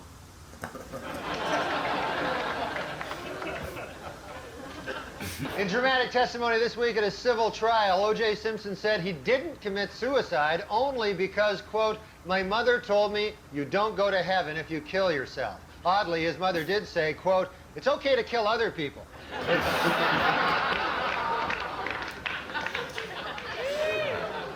In a unanimous verdict this week, a Santa Monica jury found O.J. Simpson liable for the wrongful deaths of Nicole Brown Simpson and Ronald Goldman, awarding the plaintiffs damages of $8.5 million.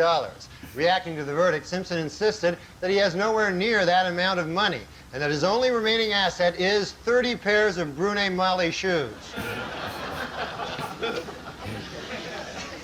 The announcement of the verdict came toward the end of President Clinton's annual State of the Union address, and to many observers, completely overshadowed the event. Even the president was distracted during his speech, waiting to hear exactly how much it costs to kill your wife. Relentless. Our top story tonight, this week at the civil trial of O.J. Simpson, the jury, which had earlier found him liable in the deaths of Ron Goldman and Nicole Brown Simpson, this week tacked on an additional $25 million in punitive damages. On hearing the news, Simpson declared, quote, this is far from over. Asked to clarify that statement, O.J. said, quote, I'm going to kill more people. What do you think I meant? The first place in Weekend Update's Most Romantic Valentine contest goes to David Delafera of Kearney, New Jersey. Yesterday, Mr. Delafera, who works as a fireman here in the city, climbed the ladder of a fire truck up to the third-floor office window of his girlfriend, Alexandra. There, with a dozen roses and a wedding ring, he proposed to her in front of all her co-workers. Congratulations, David. And coming in last place for the third year in a row, O.J. Simpson. At a book signing in New York this week, Fred Goldman once again offered to forget the millions owed to him by O.J. Simpson if he would simply admit to the Brentwood murders. A visibly annoyed O.J. responded, why in the world would I do that when I have no intention of paying you anyway? More bad news for O.J. This week, HarperCollins reached an agreement with the Brown family to publish his late wife's diary. Especially troublesome to Simpson is this final entry. Dear Diary, I have to run now because O.J. is here to murder me. And also the guy who returned my glasses. I think he might murder him, too. Also this week, a California newspaper revealed that O.J. Simpson was awarded custody of his children mainly because a court-ordered psychological test showed that he is a loving father. It should be noted, however, that the same test also showed that he was a loving husband.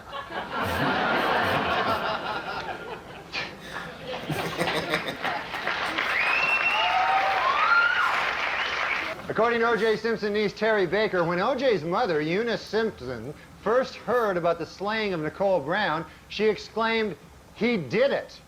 Reached for comment, O.J. said, my mom was just guessing. I hadn't even told her yet.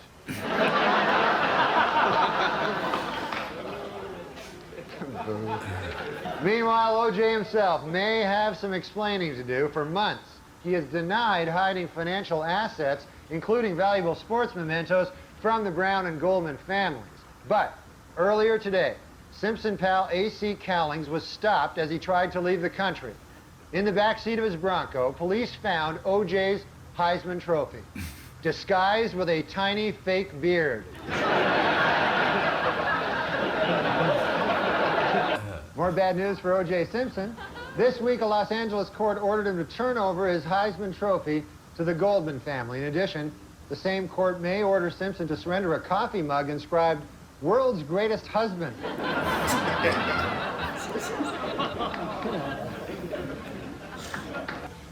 More followed from the recent conviction of British au pair Louise Woodward on murder charges. This week, her attorney, Barry Scheck, lashed out at the legal system, saying, quote, what kind of sick society do we live in where an innocent girl is sent to prison, while a double murderer like O.J. Simpson goes free? Kind of a... In a statement with profound legal implications, the FBI announced this week that for the first time, its experts can now identify an individual with 100% accuracy through his DNA. And really, when you think about it, the timing could not have been better, said former football great O.J. Simpson. He was good on the gridiron. Meanwhile, O.J. Simpson's Brentwood estate officially went on sale this week with an asking price of $3.9 million. According to realtors, some of the home's highlights include a newly renovated gourmet kitchen and a luxurious master bathroom with separate sinks for murderer and murderee.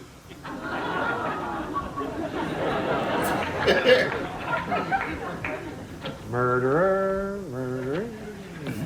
Well, this week, after a Los Angeles restaurant refused to seat him, O.J. Simpson demanded and got $500 in compensation. In addition, the restaurant must now offer separate murderer and non-murderer sections. Similar joke to the last one. This week. Oh, there's a phone call here. Here I have a phone. Let me see now. Who would this be? Hello? Hey, Norm, what's up? It's O.J. O.J., hey! Hi, O.J. Hey, what have you been up to? I just got back from the movie. Oh, the movie. What'd you see? Beautiful girls. Oh, yeah. Who's in that again? Oh, you know, Uma Thurman, Lauren Harlan, Mira Sorvino, Rosie O'Donnell. Rosie O'Donnell's in Beautiful Girls? I know, Norm. I was nonplussed myself. Anyway there, Juice. Hey, how's it going with the, the manhunt there for the killers? Oh, Norm, don't ask. Not good, huh? That is an understatement. I'm no closer to finding the real killers today than I was when I started. It's like they vanished into thin air. Oh, well, give it time there, O.J. It can't be that bad. Oh, Who is this? Me, it is that bad. Sometimes I feel like I might as well shut down the whole investigation.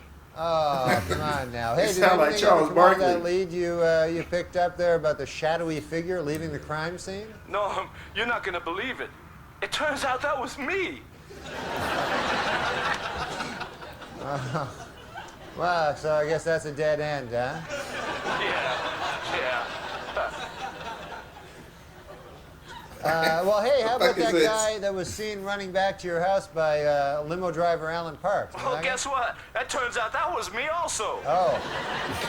Well, what are you going to do, huh? Nothing you can do. Sometimes you just have to laugh. Anyway, Norm,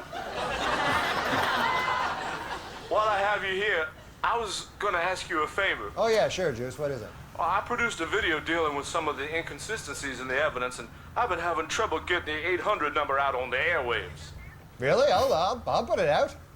Okay, that would be great. It's 1-800-555-0165. Oh, okay. That's 1-800-555-0165? Right. 1-800-555-0165. Okay, 1-800-555-0165. Okay. Hey, what's the video cost there, O.J.? Was it like $100? Oh, no, it's $29.95. $29.95? Good Lord, that's nothing. Yeah, well... You're practically giving it away. We're trying to price it so that the average person can afford to buy it. Well, O.J., the question's not can the average person afford to buy it. The question is, can the average person afford not to buy it? Well, we think it's a quality video. Well, the price is certainly right.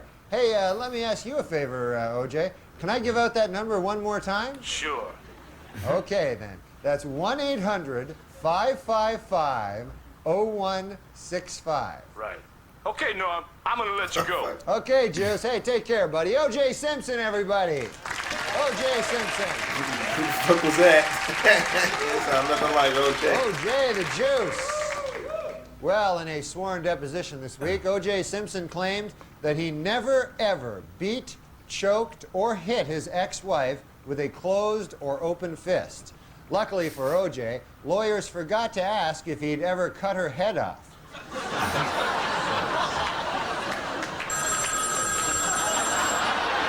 Jesus Christ. They're coming back.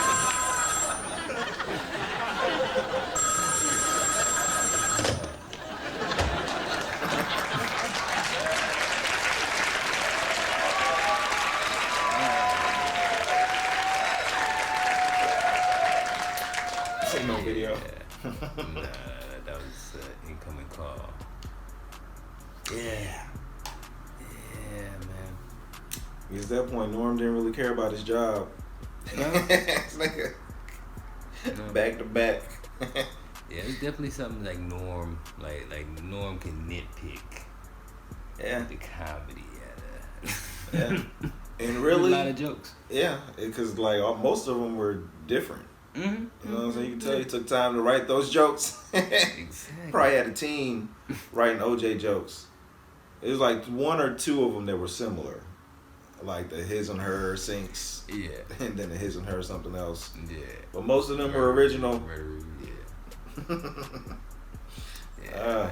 Rest in peace, great Norm. Man. This thing Norm is. Like, He didn't care. Man. Nah. You could tell he was pleased. Like he was pleased with after he told him in his face, like the smile he had on some of them, like the extra pause to make sure you understood what he said. Exactly. I wonder where he stood, if he thought OJ was guilty or not. What? Yeah, I wonder where he stood. Where Norm stood? Yeah.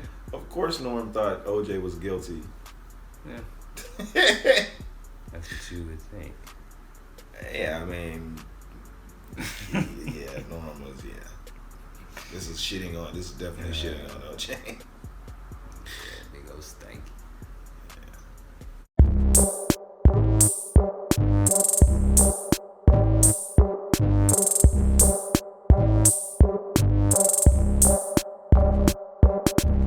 Hi guys, welcome to Office Blokes React. I am Office Bloke Dave. I'm Office Bloke Mike. Office Bloke Daz. That's it. That's all I've got to say about that. Yep, fair enough. If you don't know by now, then you will never know.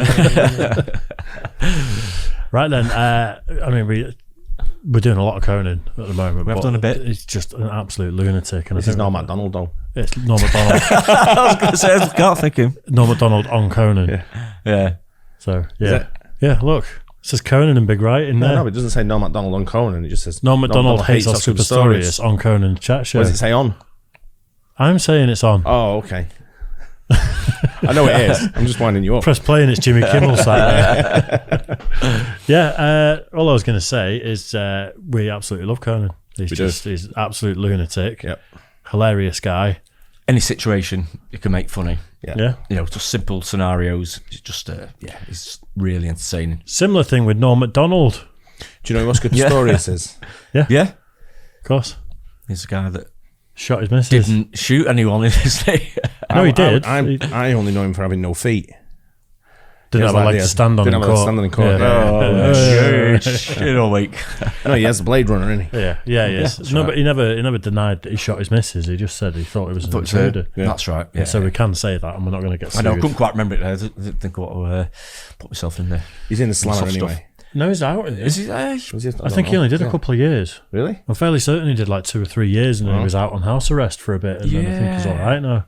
I'm not sure. Didn't her family appeal against that though? And I'm not sure. Not sure. I'm not sure where he's up to with that, to be honest. But yeah, well, all burglars, when they burgle your house, lock themselves in the bathroom, don't they? It's pretty normal tactic rather than jump out the window. His punishment should have been like he has to wear feet that are like, I don't know, stumps like a pirate. No, something different, so he can't really walk properly. But one higher than the other for the rest of his life. I think so. He has to walk around like fucking wobbly like that. Take his hands. Yeah, give him the old Abu Hamzas. Yeah, give him, itchy ass. Anyway, we digress. Norm MacDonald hates Oscar Pistorius. He only itch once.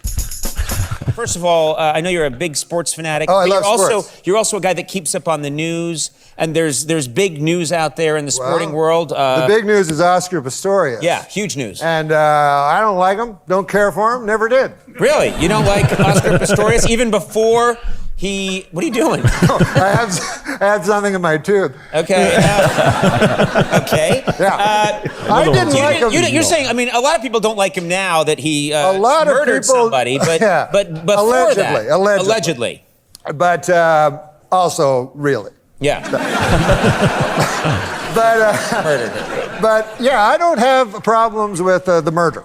Right. But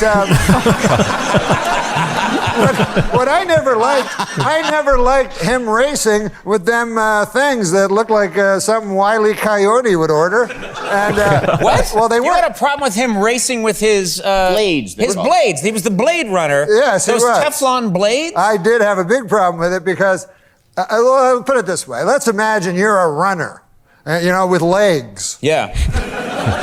And then you go home, you go, oh, I lost, honey. Who'd you lose to? Guy with no legs. Wait, you're saying that you didn't like that Oscar Pistorius raced against people with legs? No, I don't. I feel that one of the basic requirements of being a sprinter is having legs. I feel that they should say, okay, listen, let's, here's the, hey, what about you? I don't think you can be on the team. Why not? Well, you're not a biped. You have no legs, so scram. Okay. You take your time as long as you want. But get the hell out of here. No one's going with you on this. Nobody is with you on this at all. Except the feller at home that's like, that son of a bitch I lost my race to that got no legs. Are you saying he had an unfair advantage because he had these? Well, of course. He had rocket ships. They're not rocket ships. Okay. Andy, help me out here. No, it's still him running. Yeah. Oh, yes. Well, guys, I agree with you then. Oscar Pistorius is a scholar and a gentleman. All right. He's a murderer. Alleged murderer. Love that. Yeah. Oh, great. He's on his show, but funny, right? Oh, yeah. Norm MacDonald's another one. He's absolutely off his tree. Yeah. On his day, he's right up there, isn't he? Yeah. He really is. Who knows what he was thinking? I know, yeah. He's Comedy got thoughts, hasn't he? You know, you just can't script him, can you? I kind of agree with what he's saying, though. Yeah. Well, it's like having your shin bones replaced with springs, isn't it, essentially? That's the thinking behind it, wasn't it? That that could give an advantage because of the springiness. And you don't have to worry about blowing your knees out either. Yeah, that's what happens to a lot of runners, isn't it? He was still a very, very, very good athlete. Oh, absolutely, yeah. Athletically wise, yeah. And a murderer. But a murderer, unfortunately, yeah. But he, I think, like I say, his punishment should have been, as well as going to jail for a long time, his punishment should have been, fuck with his legs somehow, so he's all off balance, or don't work. Just anymore. take one of them. Put him on the other way round, or something. Put him on his arms instead. Yeah, put him on the other way round, or let him have glue wheels him to his head. No, just one forwards and one backwards. Yeah, but just have like his leg and then a wheel. Right, like a lame turtle. Yeah, like shitty. Like you just have to go around like only one wheel though on each foot. No, so there's no stability, sort of thing. So you just have to fucking wheel himself around. Really, like a Segway. Difficult. Yeah, like a Segway. Yeah, then he'd end up being like an expert roller skater, wouldn't he? And he'd be a roller skater when he was out of prison. Then you change it. Then you just have to lean forward. Yeah, you got to squint. Yeah, you should proper fuck with him and do something like that, right? Yeah. Put something, I don't know, fucking every time he walks, it fucking like an explosion, like I think he's fucking coming then, don't you? You know what I mean? I think he's a national treasure in South Africa. I'm not sure he is. I think he was, and I think that's why. I think that's why his prison sentence was so small and like. So we're all saying the obscure things that would do to him, but really the legal system didn't seem to do much. See, I'd have to go back over that. I'm not sure. Was it actually done for murder, or was it sort of like manslaughter in the end or something? I think it was. I'm not sure, but I'm not even sure. I can't remember now. It might have been like second-degree manslaughter or something. That's what it was a lesser. But I'm sure he did about 2-3 years in prison, and that was it.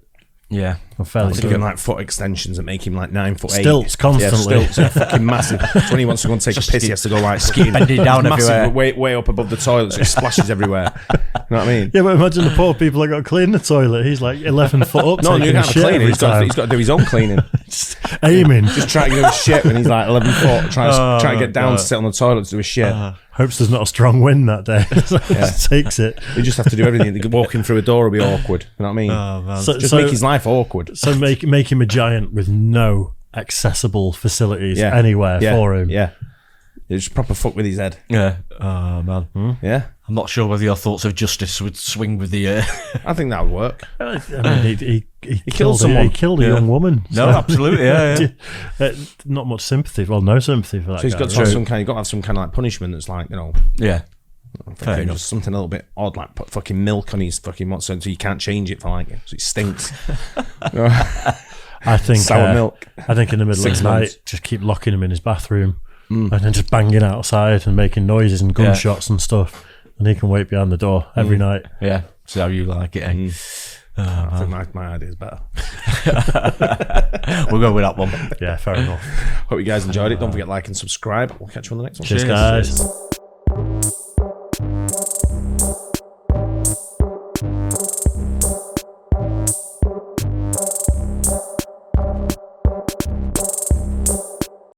No, we also have to take a break. Are you kidding me? It says it right on the monitor. We have no Really? sponsors.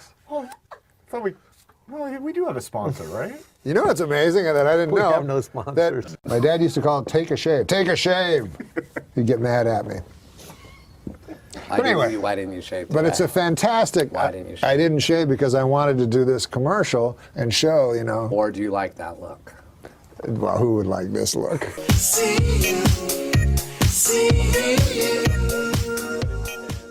I want you to sign up for Dollar Shave Club by going to dollarshaveclub.com/Norm. You will get high quality razors sent to your door. That's not, come on. It's a little frightening. I wouldn't mind it. Do you ever run out of razors and you're like, damn it? Yeah, you can't run out to the store. Yeah, well, you with a don't have to beard. here because you get high quality razors sent to your door every month, and it's for a fraction of what you pay retail. That's even better. Also makes a I like great it. gift for Father's Day. Is your father still alive? No. God damn, Thanks that's a 2 lot. out of 3. He's dead too? Yeah. Oh, well. Oh, this is about your aunt. My aunt? Is she fucking dead? Yes. You don't have a living aunt? Maybe. Adam Egget, do you use the Dollar Shave Club? No, I mean, not today. Yeah, look at you. You go to dollarshave.com. Well, it's perfect for me. I don't Do you want to understand. know how to It's get there? Yes. You go to dollarshave.com/Norm. That's dollarshave.com/. /Norm. Gotcha. Is it $1 a day for one razor? No. I don't know why they call it Dollar Shave. Huh? $1 a month? Listen, man, I can't answer every question. It's called Dollar Shave Club. Yes, that means it costs you $1 over the course of your lifetime. For $1 a month, I would. have all your shaving needs met? I mean, on your face? Well, you can use it for anything. Well, that's true. Do I have to only use it on my face? No, they have no rules here.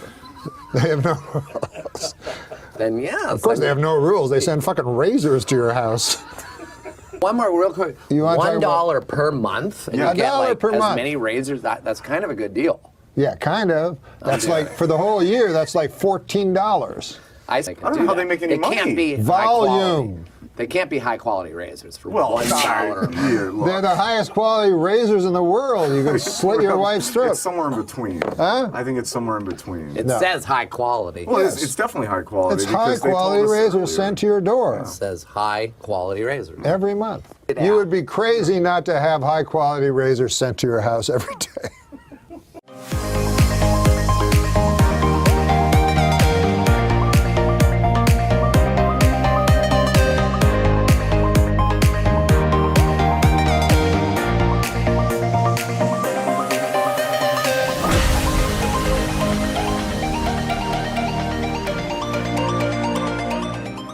And we're going to read jokes. We read jokes. I thought you were going to talk about this thing. We're going to talk about the man. What about the man grate? Is that like a genital cleanser? No! No, my God. What is the man grate, you ask? Okay. Huh? Fine. I didn't, but You didn't ask. It is 100% made in America. Cast iron grilling grates. Iron. You don't pronounce it iron. That's what everybody tells me. It's the iron horse. Like Lou Gehrig was the iron horse of baseball. Yes. The word I-R-O-N is iron. No, iron. Cast iron. Iron? Cast iron grilling grates that are you kidding when you say iron? You know what? Don't be like fucking Larry King. That motherfucker, I say iron and he's up my asshole for fucking 4 days. It should be iron. That's what makes English the world's toughest language. Yeah? You know, right? Sure. It is the Because toughest language To to me, learn. it's the easiest. Man, great. Great. Have you heard of the man grate? Yes, I have. You have? Yeah. Where'd you hear about it? On Adam Carolla's podcast. Wow. Yeah. How about that? Do you have a father? Man grate is the perfect gift for this Father's Day. Is he alive? Yeah. Yeah. 100% made in America. If he was dead, it would have been a really bad moment in the commercial. Your dad's alive? No. Fuck. God damn it. I'm sorry about your dad. That's fine. Your father's dead. But you have children. You are a father. Yes, and I'm not dead. Yes. Maybe you'll give me one. And I'll give you one. Is your mom still alive? My mom? Yeah. No, she's dead. Jesus Christ, is any of your relatives fucking alive? It was man great. They are revolutionizing the way people grill. What, Adam Egan? It's true. You haven't heard of the revolution? You can put chicken on this or steak. That's not that unique. It has heavy duty grilling grates. Why are you laughing? You think the grilling grates are flimsy? These are very heavy. Yes, no, but that's part of the charm. It weighs a lot of pounds. Is that heavy? Yeah. Listen, man, what was that fucking Vegas story? Shit. Jesus Christ. Sorry. What is in that? Again. It's revolutionizing the way people grill. Jesus. What? I thought it was like a, all right. You want to hear what it has? Yeah. It has heavy-duty grilling grates. Listen. No more dry meat. What do you think of that? Good. You want your meat juicy. Oh, come on now. Don't make it sound like a fucking fat, plumpy, delicious cock. No more flare-ups? You know, in your barbecues, all those big flare-ups? It was named one of 2012's best grilling accessories. There's more fucking facts about the man grate than about Nick. Why are you laughing? You're making a mockery out of the man grate. Chicken, steak, has never tasted so good.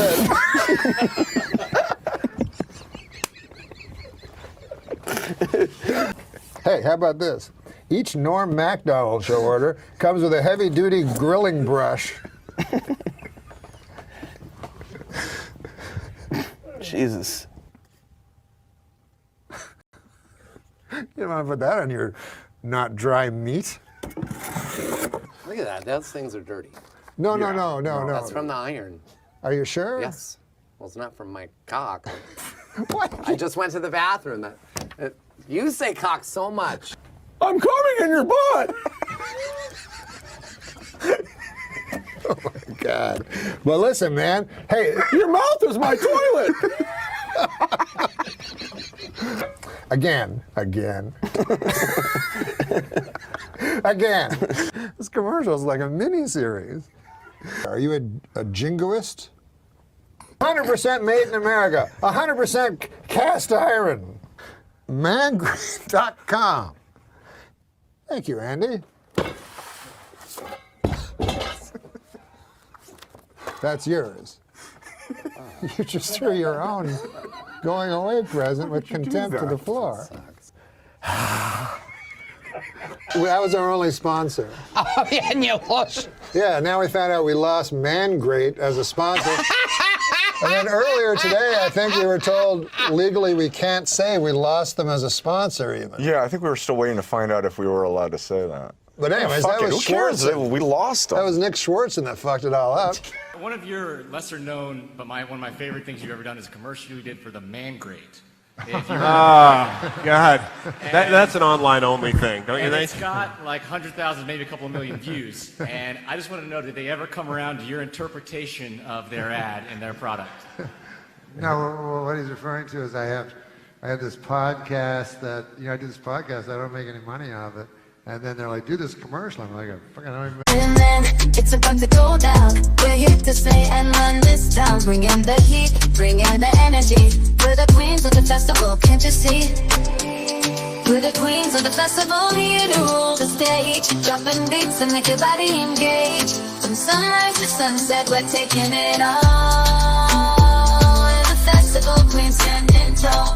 Ooh, yeah, ooh.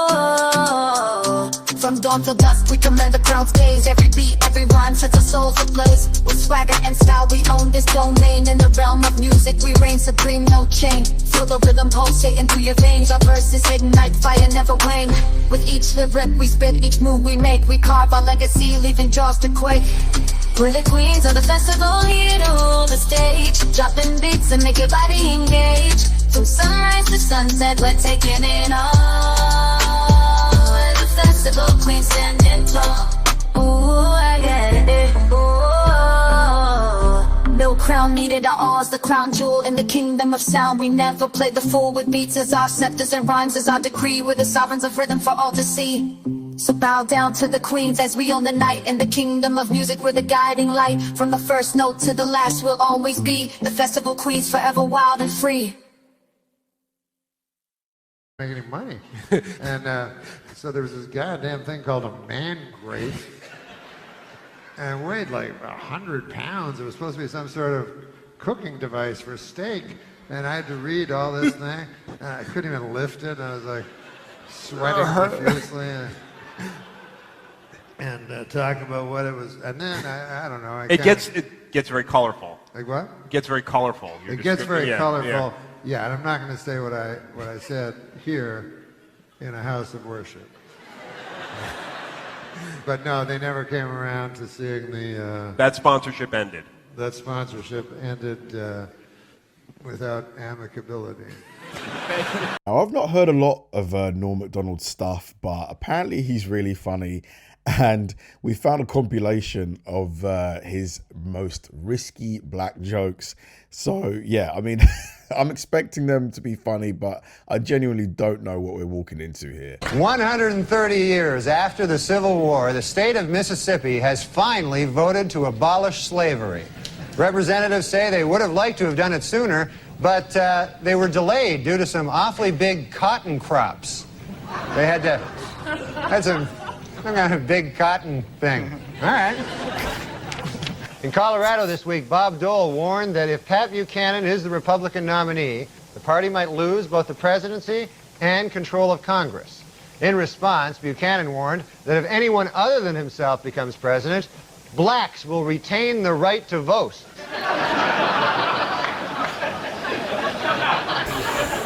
Last night, the epic disaster film Twister opened to big box office and some controversy. The Reverend Jesse Jackson has called for a boycott of the movie, claiming that not enough black people in the film are killed by tornadoes.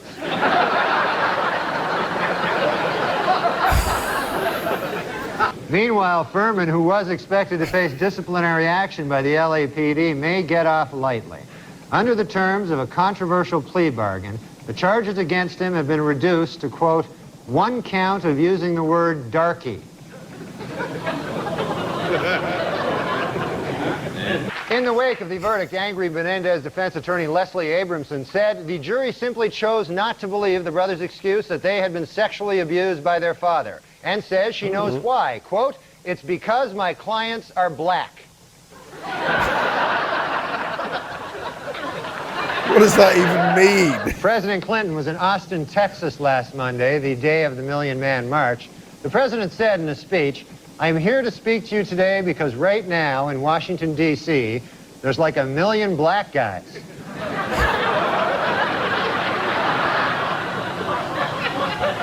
In Nashua, New Hampshire, some of these are quite hit and miss. For this week, a high school student, Chris Connolly, while attempting to dunk a basketball, lost his balance, crashed down on the rim, and shattered 2 front teeth. Ooh. Gee, I wonder if by some crazy chance Chris is white.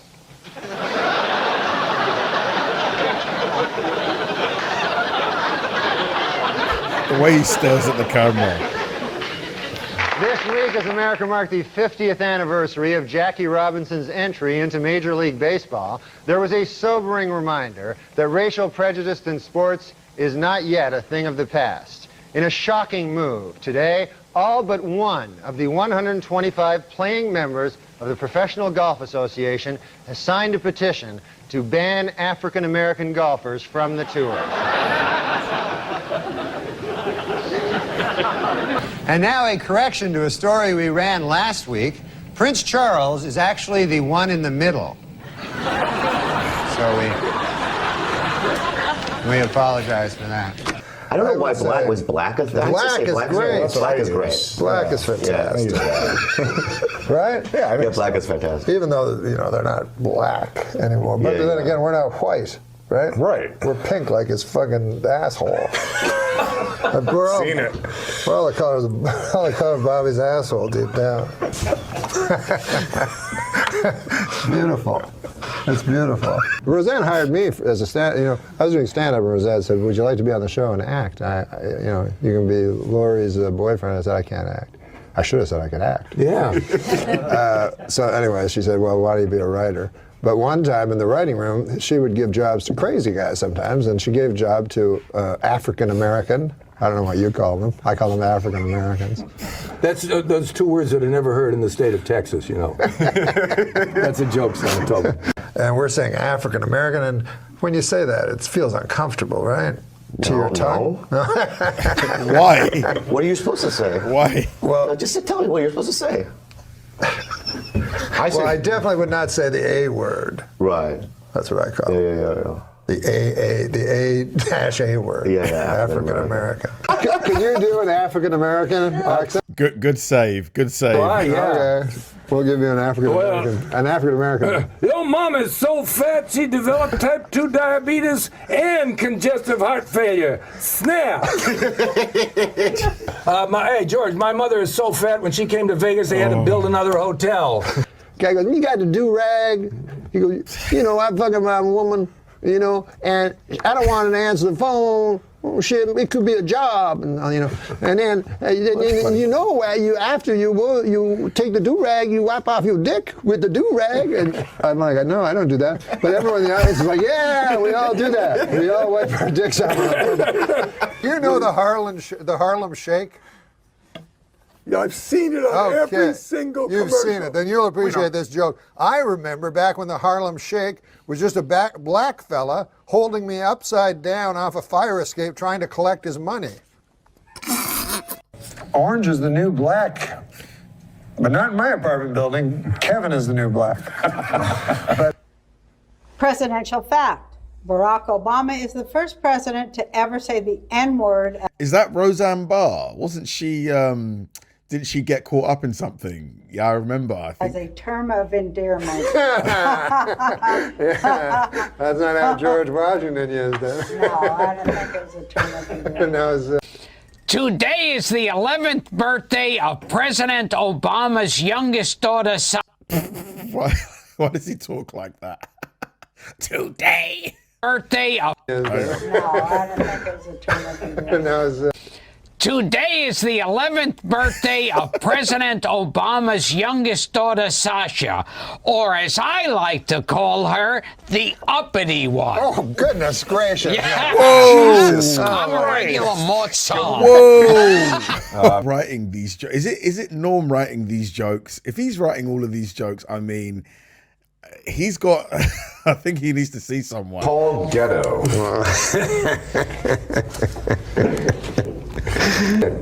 All the charities. Oh, Donald Sterling, wasn't he the owner of? I think he was either the owner of the Patriots or some other football team. Or no, he was the owner of the Knicks, I think, or the Clippers. And then he did something racist and got in trouble for it. That Donald Sterling donated millions of dollars to, or giving the money back to him. Well, that'll show him. It's not bad. Never trust a black guy wearing a Dirk Nowitzki jersey. Why? In Game 1 of the Western Conference Finals between the Mavericks and the Thunder, Magic Johnson said that Dirk Nowitzki is playing like he has 3 legs, which is a nice way of saying he's playing like a black guy. I knew that was coming. Show Oklahoma City's second-round NBA playoffs. Great dunk from Westbrook, though I'd be more impressed if he weren't young and black. Moscow Roy Jones Jr. is down. Boring. If I wanted to see an old black guy get punched in the face, I'd look out my window. Eastern Conference Final in Miami, and LeBron crushes Kyle Korver in transition. Always shocking when a black guy running forward is faster than a white guy running backward. Usually I pick the bigger, blacker guy. President Obama is a phenomenal player at basketball for a president of the United States. But I think he's just mediocre for a black guy. Hey, what about bringing in Jackie Robinson? Only team with a black guy in it. That's not cheating?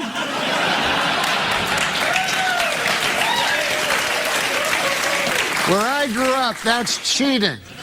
Last week, Indiana Pacer Danny Granger called Joakim Noah of the Chicago Bulls a coward.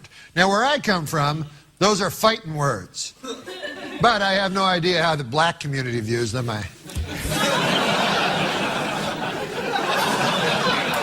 The way he stares awkwardly at the camera after he delivers the jokes is so weird. Middleweight boxer Bernard Hopkins has caused a stir by implying that Donovan McNabb is not black enough. The two men have decided to settle their differences with an old-fashioned game of who cannot catch a cab. Okay. Everybody's bringing up these licenses for illegals and that they need to have them. And my question is, where are they getting the license plates? Obviously, we're letting them register vehicles without licenses. And in this day of car bombs and stuff, I don't know if that's a good idea. Thank you, Dan from Boise. Norm, what's your feeling?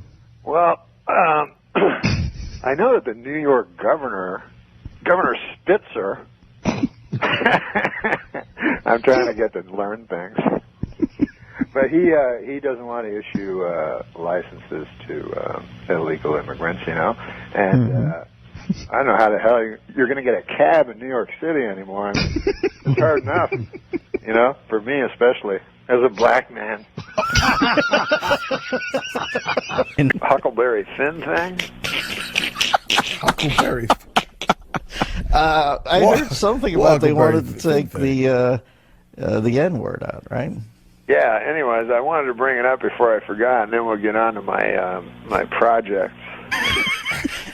All right. Do you have any observation on it, any tweak on it, or just the cognizance of the fact that they want to... No, I feel it's a thorny issue. Mm-hmm. No, that wasn't the whole thing. No. I thought you were going to go like, well, how so, or something. Tell us more, Norm. Why don't you I feel it's a thorny issue. Yeah, I'll tell me you why. too. Why, Norm? Well, you got Mark Twain, you know, and you're talking about, I mean, for those of you who don't know, you know, what I'm talking about, they've taken out the N-word, you know, out of many of the books of Huckleberry Finn. Norm, they've taken out. And so you got a thorny issue that I think I have a solution to. Do you want to hear it? Oh man, never anything more. Are they live on the radio? Well, the thorny issue is this. Yeah. You know, you don't want to take, you know, Mark Twain, you know, one of the greatest writer ever to brush paper with ink, you know, and change his words, for God's sake. On the other side of the coin, you don't want to have a young African American boy in school, you know, hearing that word out loud and causing him pain. So it's a thorny issue. But I figure it this way. You've read Huckleberry Finn. What is he talking about? You are so splendidly demented. Yeah, I've read it. You know it's written in the first person by Huckleberry Finn. Yes, I do. And you know it includes the N-word. Yes. Therefore, you just change Huckleberry Finn to a black kid. And everything's...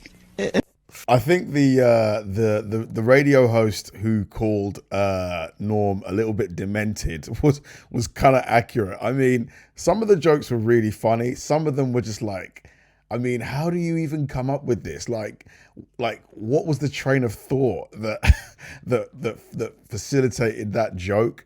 I mean, and the way he would just stare, like the way he would tell the joke and just be like, it was just so weird. Thanks for watching, guys. If you enjoyed the video, please like and subscribe. And check out the video I'm going to link right here. See you there. Hi friends, it's Maddie here, back at it again with another reaction video. And today we will be listening to Norm MacDonald tell the most convoluted joke ever. Okay, this is a special request from JK. JK clicked on the link in the description below and sent his request through, and you can too. Let's get into it. When I was young, there was a fella went by the name of Jacques de Gautier. And he was from Témiscamingue, Quebec. And Jacques de Gautier, he was a fella that really thought. And he was smart, you know. He was our hope, I guess. And he was, while I was scrabbling to get out of high school. Wait a minute. Why did nobody laugh at that? Just that sentence alone is funny. He was our hope, I guess. Oh my gosh. Okay, let's keep going. Fella that really thought. And he was smart, you know. He was our hope, I guess. And he was, while I was scrabbling to get out of high school, Jacques de Gatineau had already... I think you just changed his last name.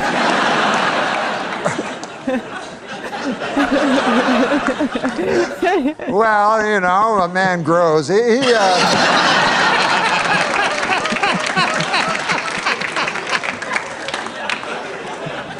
But this is the point. Yeah. Jacques de Gatineau, he went to McGill University and he got 3 degrees, by golly. And he went over across the pond to the fellers with Cambridge and he even stood up to them. Mm-hmm. And we thought, boy, he's going to be the next. We had Jean Marchand, Gérald Tertier, Pierre Trudeau, the 3 wise men of Quebec. By God, Jacques de Gatineau was going to be the next. You could be the next gun. Yeah, but he vanished.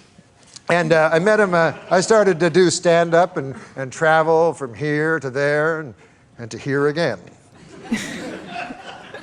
And one time I was in Niagara Falls, and gosh, I went over to the SeaWorld there. You know how they have the SeaWorld?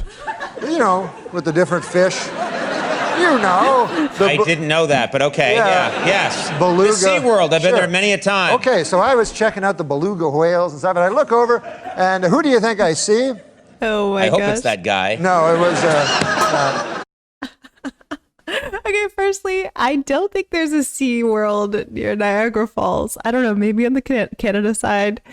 You guys confirm or deny, but he's just making stuff up. He's too funny. I feel like he just goes on these talk shows just to ramble and see what sort of stuff he can just pull out of thin air. And it's so funny every time. He's just so good. His delivery is everything. Okay, let's keep going. SeaWorld there. You know how they have the SeaWorld? You know, with the different fish. You know. I didn't know that, but okay, yeah, yes. Beluga. The SeaWorld, I've been there many a time. Okay, so I was checking out the beluga whales and stuff, and I look over, and who do you think I see? I hope it's that guy. No, it was just an attendant, but he showed me to the place I wanted to see, which is where they feed the little baby dolphins, because I love dolphins, you know. And who do I see there but Jacques de Gatineau? And here he is, he's feeding the baby dolphins. And I go up to him and I go, Jacques de Gatineau, I feel shame for you. You were our hope. You were to go to Canada, Canada's nation's capital of Ottawa. And you were to be a great man, Jacques de Gatineau. And we were all, you know, we pinned all of Témiscamingue, Quebec, pinned our hopes on you. Now that's a hell of a burden for a man to have a town's hope pinned on them, isn't it, Conan? It is a big burden. So he was feeding these baby dolphins, you know, and I said, I'm ashamed of you, Jacques de Gatineau. You could have done so many great things. And he said, well, I think I'm serving a youthful porpoise. Now I believe that...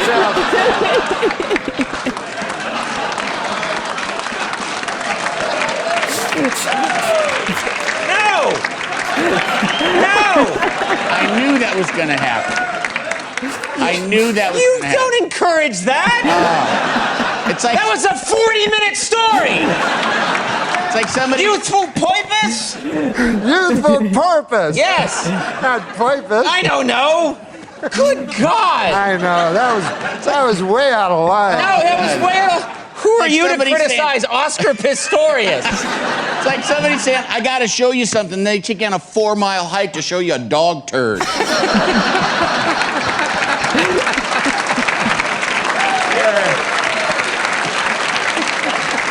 at it. Okay. Well, there's your reel for CBS.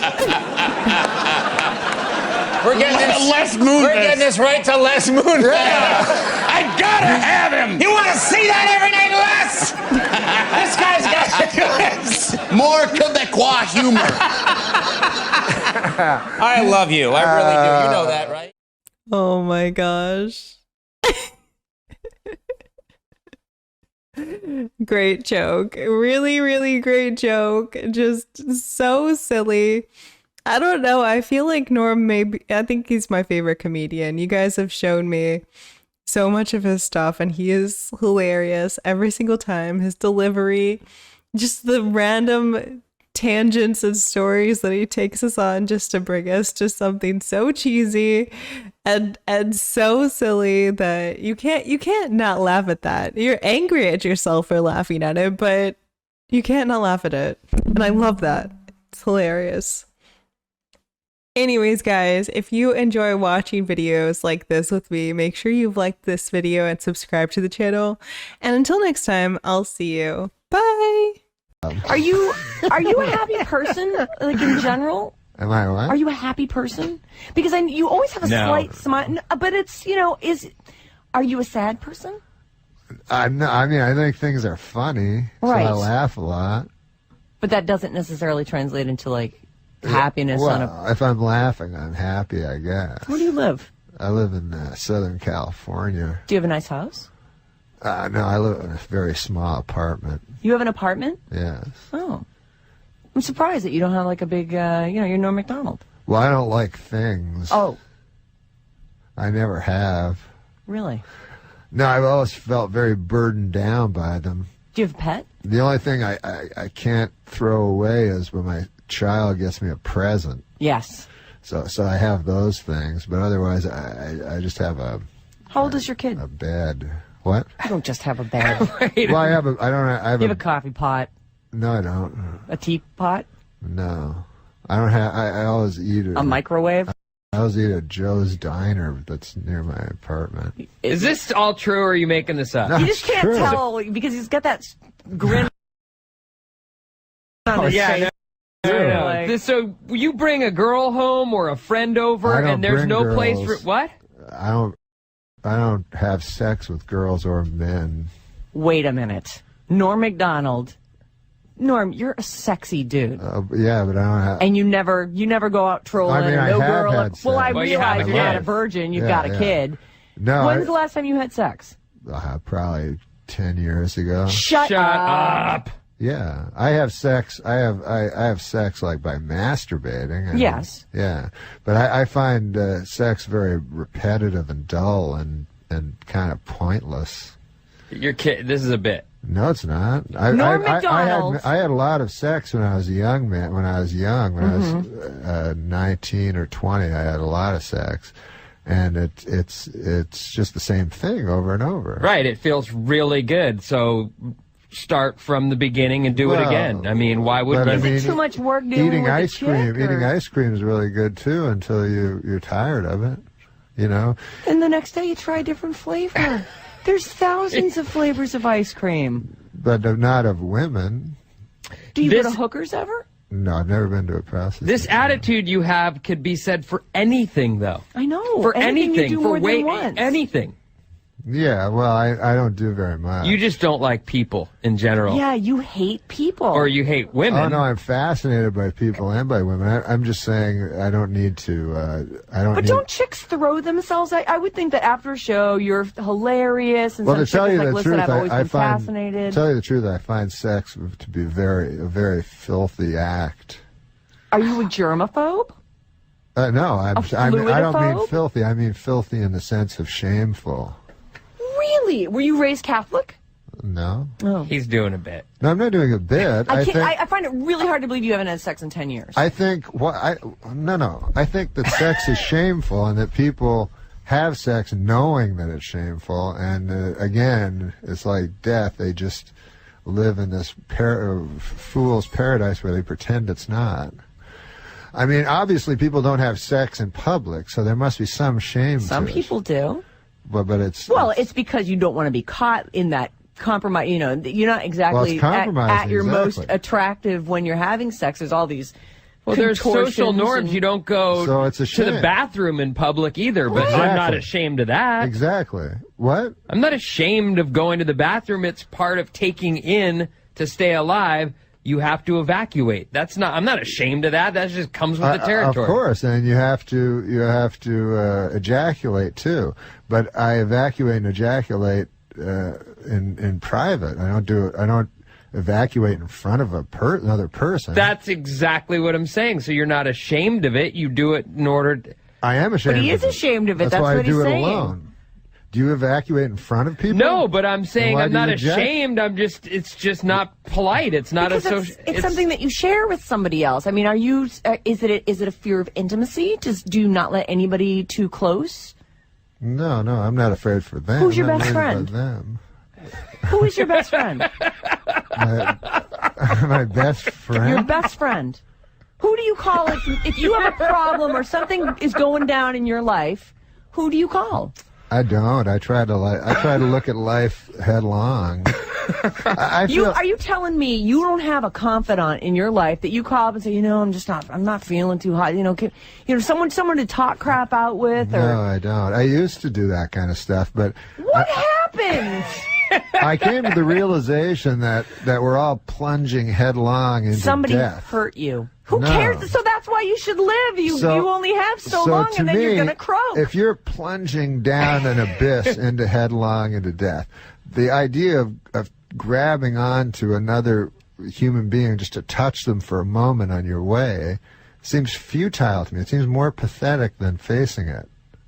Just to me, personally. I don't condemn people for doing it, but I try to look at life square in the eye, as terrifying as it is, and it is the most terrifying thing there is. What, being alive? Yeah. But because it's being not. alive means dying. But Norm, that is such a fatalistic way to look at it. There's so much in life that you are denying yourself, and I think that you have reasons for it. But if you don't have someone that you can, do you ever cry? Do you cry all by yourself? Of course I There's cry. no one that you can call. You need a therapist. Oh no. You need to be in therapy. I think somebody broke you. Somebody either hurt you or broke your heart, or you were betrayed by a friend. You don't trust people. You won't let anybody get close to you. You hide it all behind the smiling clown. No one did anything to me. I was just the smiling, somewhat mean-spirited clown. no one did anything to me. Alone. You weren't broken when you were live born. alone, and I'll die alone, just like my father did. And he didn't. He had kids. At one point, he was married. He but he opened died himself alone. up for it. Though. Why did he die alone? Because everyone everyone dies alone. Where did he die? All you can hope for is someone watching you die, but I don't really. Well, want you won't that. have that because you don't have any friends. No, I don't want to see. I don't want someone to watch me die. You just said you want your mother to miss her bridge game and come and put her hand on yours. Well, that's when I'm in a vegetative state in order to stay alive. You know what I mean? Anything to stay alive. You know, I was confused by you last time you were on here. I was like, what are his motivations? Well, wouldn't you like to stay alive? Wouldn't you like to live forever? Not really. Well, you're only saying that because it's impossible. Because I know it's impossible. However, I'll tell you something. If a vampire came along right now and could give me immortality, I would totally go for it. Yeah, absolutely. Especially with those superhuman strengths that they have. Listen, plus they're sexy. I'm taking some calls for you. Okay. You ready for this? Okay. Chunky, you're on the air with Norm MacDonald, who's at Cobb's all weekend. Go ahead. Hey, Norm. Listen, man, I don't know when you went Colonel Kurtz and went up the river, but you totally remind me of Marlon Brando when he's in Apocalypse Now. The horror. The horror. I will come and watch you die, Norm. No problem. Oh, that's so sweet, Chunky. Thank you. Chunky needs friends, too. I want to say you've made me feel dirty, and I'm all right with that. All right. Norm, let me ask you something. Seriously, what do you do for fun? Like, name one thing you do for fun. For fun? For fun. Like, I'm going to have some fun tonight I've got or today. nothing to do today. Here's what I'm going to do. Is it spend money? It's not go Golf. shopping. You don't decorate the place. What do you do? I guess the only thing I do is I like to read sometimes. You're lying. I do. That's what I mean. That makes me. Do you feel play video games? Do you play cards? Do you? Solitaire? I read a lot of Mark Twain. There's only so much Mark Twain, and it's you're not much actually. Yeah. I'm reading letters from Hawaii now, something I've never read before. But I read like stuff that I read a lot of literature. And Do you go to movies? I reread it a lot. No. You don't go to movies. Nah, but I did see a movie. I saw Gran Torino. And? Yeah, that's a good movie. You liked it? Yeah. Did you go alone? Yeah. Of course you did. Tim, you're on. I'm running to the pharmacy right now to fill my antidepressant prescription right now. No doubt. Oh, the problem with antidepressants is then you don't face life. I mean, why not just do You're not facing. heroin? I have a news flash for you. You're not facing life. You're not living your life. You're waiting it out. You are waiting it out, Norm. Norm, you have everything. From the outside, you're hilarious. You are a good-looking guy. You're famous. You have beautiful blue eyes. You're Norm MacDonald. And you're shattering my image of you. Like you could be a player. Like you could have whatever you want, and clearly you want nothing, and you just want to be depressed. You're depressed. No, I'm not depressed at all. Someone. I'm in no ways depressed. But having nothing and having something are exactly the same thing. What are you reading, Carlos Castaneda? I don't know who that is. Those are some books you should read. Okay. But all I'm saying is, since eternity, since life is, if you know mathematics, a fraction of infinity is zero, no matter what the fraction is. You know what I'm saying? No. You could live 100 years, 1,000 years, 1 billion years. It's all zero if it's on a continuum of eternity. So it doesn't matter what you do or what you don't do. So why don't you go crazy? Why don't you go effing crazy? I don't go crazy. Sounds like you I have. don't go crazy because I don't allow myself the Any fun or joy in your life? I forgot about that I don't allow part. myself the delusions that other people allow themselves. So I know you have to go crazy in some way to survive life, but I try to not do that. Steve, you're on the air with allegedly not crazy Norm MacDonald. Full of it. Norm, you're still full of it. Full of it? Uh-huh. I can't believe you guys are going along with this. I mean, So you don't believe it. You think he's been laid in the last 10 years, Of and course he's got he a very has. full, happy life, and he's just showing us this, like, pretend Norm MacDonald. Seeing how long he can drag you guys along with this. You guys are just going along with it. No, we're You know what? not. This is it. Yeah. That is it. I've been saying it's a bit all along. Aren't you listening? Well, either way, it's the same. Oh, my God. It happens to be true, but it doesn't really matter if it's believed or not. So you're telling me some little honey comes up to you at the show, and she's like, and she's nice, and she also reads.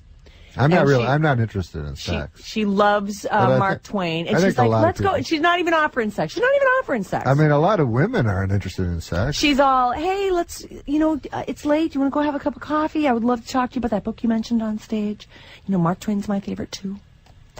I think I would talk to some people, but I don't. I'm not much interested in small talk. So let me ask you this about women, though. So you don't even have physical attraction before you get to the point of talking yourself out of it? There's never a moment where you're like, wow, she's really pretty. Oh, like, no, I think I'd she's love to hot. Tap that. No, I'm not. I think I can see that she's pretty and stuff like that, but I'm far beyond. I'm not a child. I'm not a child. When you're you know what I home mean? alone. If I look at a game of Monopoly, I don't go, I gotta play that. If I look at a shiny bead, I don't go, I have to have that and roll it around in my fingers. When as the scriptures say, when you're a boy, you do boys things, and when you're a man, you. Men still do it. I don't know if you're. Well, I know they act like boys, but. Why is that boyish? That's human. Humans No, it's have child. It's being a child for your whole life. I know most people are children for their whole life, and it's a way of having fun. So you think you're more evolved? No, it's just I don't think I'm more evolved. I just think that I'm not a just Norm child. Macdonald. I'm not a child. that. When you're home. I'm not the same as I am when I was 5 years old. When you're home in your squalid, empty apartment, all by yourself. And, It's not squalid. Whatever. It's You say aesthetic. there's nothing in it. Squalid means filthy. It's aesthetic. All right, it's empty in your tiny, empty, lightless apartment, lightless and lifeless. So you're in there. You're all alone. No pets, right? No. You got nothing. No. You go home to the empty apartment and the spider that lives in the corner and its descendants, and you're on the couch, and you're like, you know what? I got nothing else to do, and so I think I'll get myself. What do you think about when you close your eyes? What do you fantasize about? There must be something going on there. I don't fantasize. You don't picture some boobs. You don't. Oh, you mean when I'm saying what? You must have some You mean when fantasy. I masturbate? When you get yourself. Please don't say that because it's. Oh. We're not a news show. We can't even use medical meant? terms. That's Yes. what she means. When you're abusing yourself. Do you drink? No, I don't drink. You don't drink or smoke? No. Smoke pot? No, I don't. Are you on Vicodin? No. I want to face life foursquare. Wait, go back to the question. Okay, so you close your eyes, you're on the couch, you're like, well, I guess it's time, I got nothing else to do. I mean, do you purposely not masturbate? I mean, fantasize? Do you purposely not fantasize so it'll take longer and eat up more of this life that you know is going away soon? I try to not fantasize. Yeah, you're exactly right. I try not to fantasize because I think that's madness. What? Well, pretending that you're doing something. Don't even pretend, just picture. But I mean, that's pretending. So you don't need any inspiration, and you don't care how long it takes. No, I don't need inspiration like the evacuation thing. You don't need inspiration for that. It's just a bodily function. Donald, who's at Cobb's all weekend long? Hi, Norm. My husband and I really wanted to see you, but I have to tell you, you kind of made us uncomfortable when we saw you in Honolulu. We thought, oh, maybe it's not a good idea. He doesn't like us already. Tell the story. Tell the story, Brenda. Wait, so you're in Hawaii and you run into Norm MacDonald? No, it was more of a pass-by, and it was pretty clear via eye contact that he was like, please don't talk to me. Please don't even pretend like you recognize me at all. Just let me pass on by with my folks and call it a day. So everything that he's telling you this morning. I apologize for that. No, don't apologize. But let me tell them that I don't usually ever do that. you don't usually. Well, I mean, it was a layover. Did you say hello to me or something? What was that? Did you say hello or? I tried to. We smiled at you and everything, and you were coming our direction, and we were going the other way, and you're really shifty-eyed. We made eye contact for quite some time. Oh. And my husband was nudging me, and he's like, Norm MacDonald. I'm like, I know. And you know, we didn't want to bother you or anything because we're at the airport. We're in Honolulu. We figured you're on vacation. At the airport. I mean, he could have been. No, I apologize. There was no one else around, though. It was outdoors, and he was with his folks, and it was just his family and my family. And we really wanted to just say, we love your work, and that's it. But I mean, just that he made eye contact with us, and he was really shifty-eyed about it. We could tell we're like, okay, he really doesn't want to be bothered right now. Shifty-eyed almost implies that he's got something to hide. Yeah, but that just might be he's his just a way. little bit of an uncomfortable guy. Like No. People come up to me all the time, and I talk to them endlessly. Do you really? I wanted to chase after you, but then I didn't want to seem like a crazy fan or anything. We just wanted to shake your hand and say, you know, we've enjoyed your work over the years, and that's but at the same time, we wanted to respect your space, and I thought maybe I could confirm that there might be some truth to everything you're saying today, even if it is a bit. All right, thank you, Brenda. Hey, Brenda. Oh, well, whatever. So you go to Hawaii, though? Pardon me? You went to Hawaii? Yes. Recently? Well, that's fun. I go to Hawaii every Thanksgiving. Why? Because I take my whole extended family there. For them? Yeah. I don't And they count on you for that. Do you pay for you foot the bill because you're Norm MacDonald? Yes, I do. Yeah. You do. But you find zero pleasure in that, I'm sure. Oh, no, he must like it. I That's find family great time. pleasure in my son being happy. Ah. Yeah. How old is your son? He's, 10, 15? You liar! He's 6. He's a 6-year-old. You just about you had sex in the last 10 years. No, my son's 16 years old. He's 6. No, he's 16 years old. He's 16. So is he a confidant? Do you call him and, do you ever share personal, trials and tribulations and triumphs? I would never do that to a child. He's 16. Well, I mean, as you have said, he can't be a child forever. When are you going to put the hard realities of life on him? Well, that's an interesting question. That is an interesting question because I actually have love for my son. Yes. Like deep, of course. Deep love. He's your son. And so I don't want to damage him with the way you were damaged. With the harsh realities. Damaged. Oh no, I had a great. Norm, but you're I don't want to damage him with any viewpoints I may have, because he's not ready yet for reality. I think. And then it's about to go down. We're here to stay and run this town. Bring in the heat, bring in the energy. We're the queens of the festival, can't you see? We're the queens of the festival, here to rule the stage. Dropping beats and make your body engage. From sunrise to sunset, we're taking it all. We're the festival queens standing tall. Ooh, yeah, ooh. From dawn till dusk, we command the crowd's gaze. Every beat, every rhyme sets our souls ablaze. With swagger and style, we own this domain. In the realm of music, we reign supreme, no chain. Feel the rhythm pulsating through your veins. Our verses ignite, fire never wane. With each lyric we spit, each move we make, we carve our legacy, leaving jaws to quake. We're the queens of the festival, here to rule the stage. Dropping beats and make your body engage. From sunrise to sunset, we're taking it all. Festival queen standing tall. Ooh, I get it. Ooh. No crown needed, our all's the crown jewel in the kingdom of sound. We never play the fool with beats as our scepters and rhymes as our decree. We're the sovereigns of rhythm for all to see. So bow down to the queens as we own the night. In the kingdom of music, we're the guiding light. From the first note to the last, we'll always be the festival queens, forever wild and free. Children aren't ready for reality for a while. But I do tell him that education is pointless and things like that. What does his mother say? She thinks that he should go to college and stuff. Yeah. Yeah.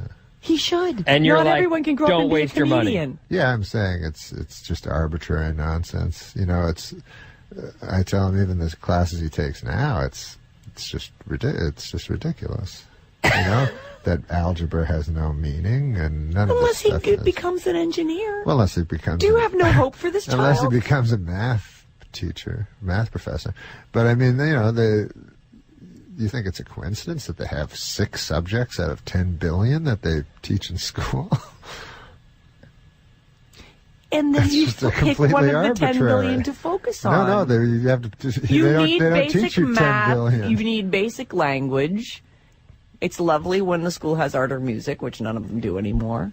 A little PE to keep us from getting fat. I mean, come on. Yeah. No, they have a little some good science, ones. some of the basic science stuff. Sure they do. Of course they do. No, I tell him if he wants to go to college, he should have a goal, you know, to be. He can't. He's 16. No kid at 16 has a goal. Their goal is like to be a rock star. Or have sex. Well, right. I mean, that's actually the goal. Does he want to have sex? Or did you tell him, oh, don't bother with that? There's nothing for you in that. It's just repetitive. It's over and over. Same thing. Discuss something like that with him. I hold him in too high esteem to discuss it. We're super short on time. I've already missed my traffic thing. I'm fascinated. I don't know whether to slap you or hug you. Like, seriously, I feel like someone needs to shake you and knock some sense into you. We are going to take a short break. Or maybe you. What?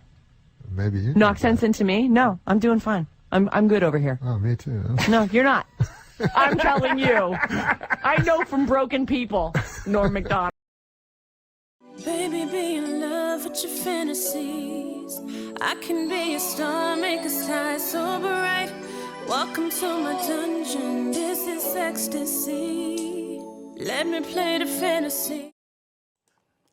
What's good, YouTube fam? It's your girl Asia. And it's your boy BJ. And we back like we never left. Yeah, we are back in the flesh, ready to jump into a new reaction. We're about to be checking out the comedian and actor. Actually, he's from Canada too as well. His name is Norm MacDonald.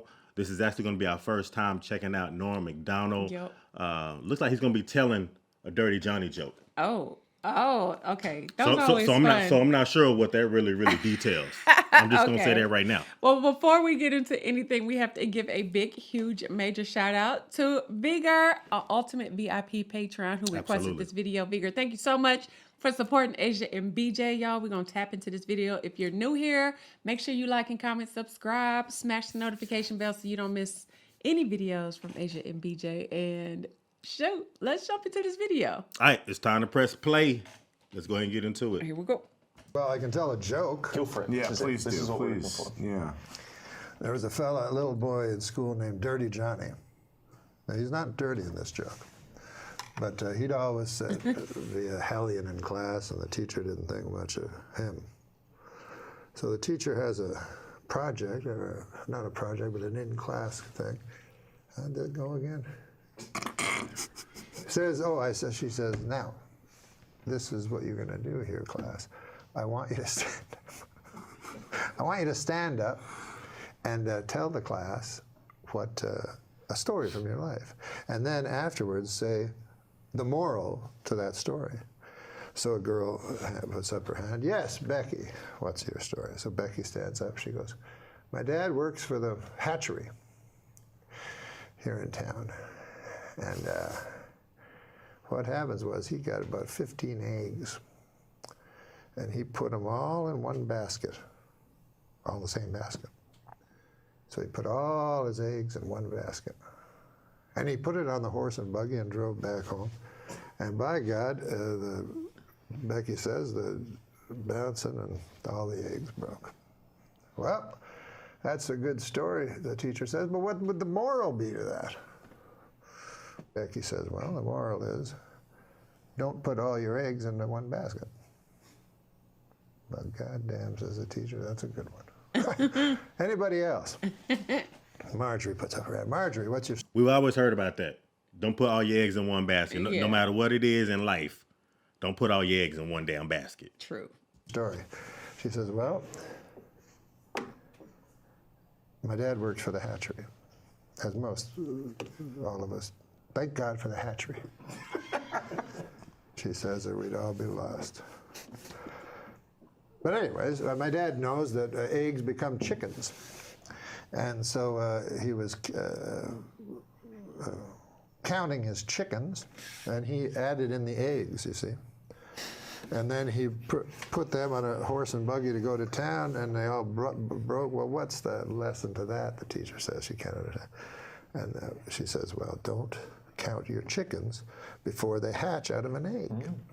So the teacher says, that's a great one, too. Anybody else? Well, wouldn't you know, Dirty Johnny has his hand up.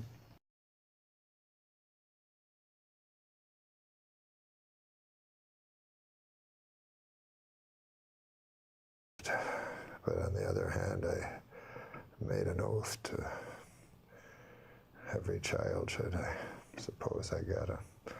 All right, Dirty Johnny, what do you have to say? Johnny stands up. Stories about my Uncle Terry. He never worked at the hatchery. On account he was in Vietnam, and he got disability. He don't even like people work at the hatchery. But the story happened far from these shores, in a little town called Da Nang. Terry was not well liked. His whole troop left him, abandoned. And he woke up in the weeds, and all they left him with was 3 bottles of Jack Daniels, some weapons. Terry stood up and downed 1 bottle right away. Said, if I'm going out, I'm going out. He took his Balishnikov and a couple of Glocks and his 2 bottles, and away he went. He found a town. And he didn't know if it was Charlie or if it was one he was sent to protect. But all he knew was he had hate in his gut. So he started firing. And he fired the Kalashnikov with an arcing kind of, like a farmer would with hay, with a scythe. And sure enough, the men fell like hay before him. And then the women, and by God, I'm ashamed to say it, but then the children. And finally, all was left was Uncle Terry standing in the mud and the blood and the glory. And he touched his pants, and it was wet, and he said he was ashamed. He felt shame, Uncle Terry, for he'd pissed himself. Well, he touched it again. It was not urine at all, but ejaculate. And Uncle Terry felt pride where shame once was. And the teacher's like, good Christ, what kind of a story is that? What the hell is the moral to that? Well, he says, when Uncle Terry's been drinking, you don't fuck with him. Now, especially if you work at the hatchery. So listen, guys, this has been fun, hasn't it? This has been probably my This has favorite. been good. It saves me a trip to my senile uncle. So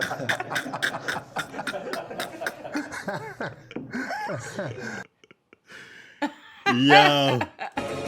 At first, when he's kind of like telling the joke, at first I almost forgot that he like telling the joke because it just sounded like such an intriguing story. So I'm all locked into the story, Me too. trying to figure out where Uncle Terry going, and then he started explaining it and breaking it down.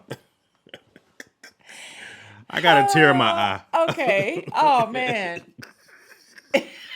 Not to mention that the little boy's name is Dirty Johnny. Dirty Johnny. Okay. So obviously, when Uncle Terry's drunk, don't mess with him. Okay. Period. Point blank. No.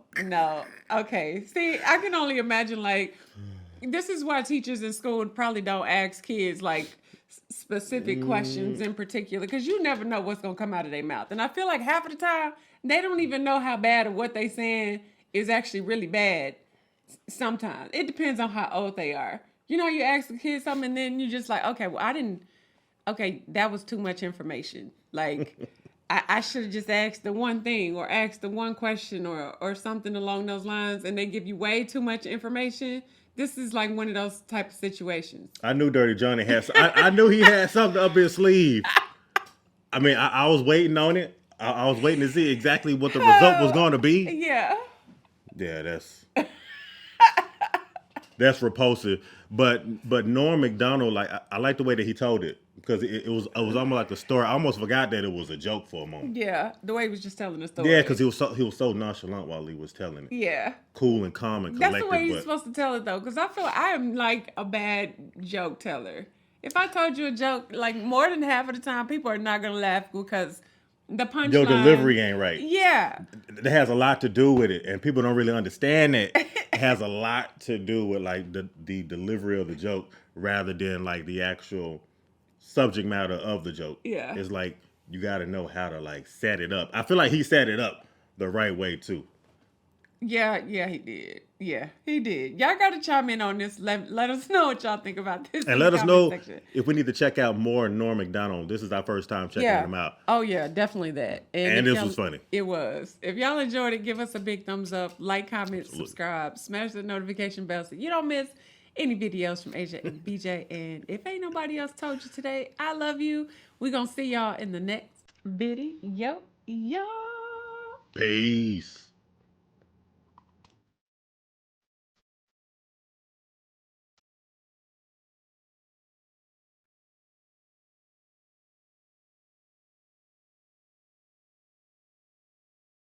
Welcome back to React and Relax TV, guys, for another comedy reaction. All right, so I'm going to be checking out NORM MACDONALD. This one is real jerk. All right, so can't wait to check this one out. Wonder what? I wonder what he's going to say in this one, what this one is all about. All right, guys, you know it's NORM for sure. All right, so if you're new to the channel, welcome. So before you leave, you become a part of the family. And to all my returning subscribers, thank you all for watching. All right, so let's check this clip out.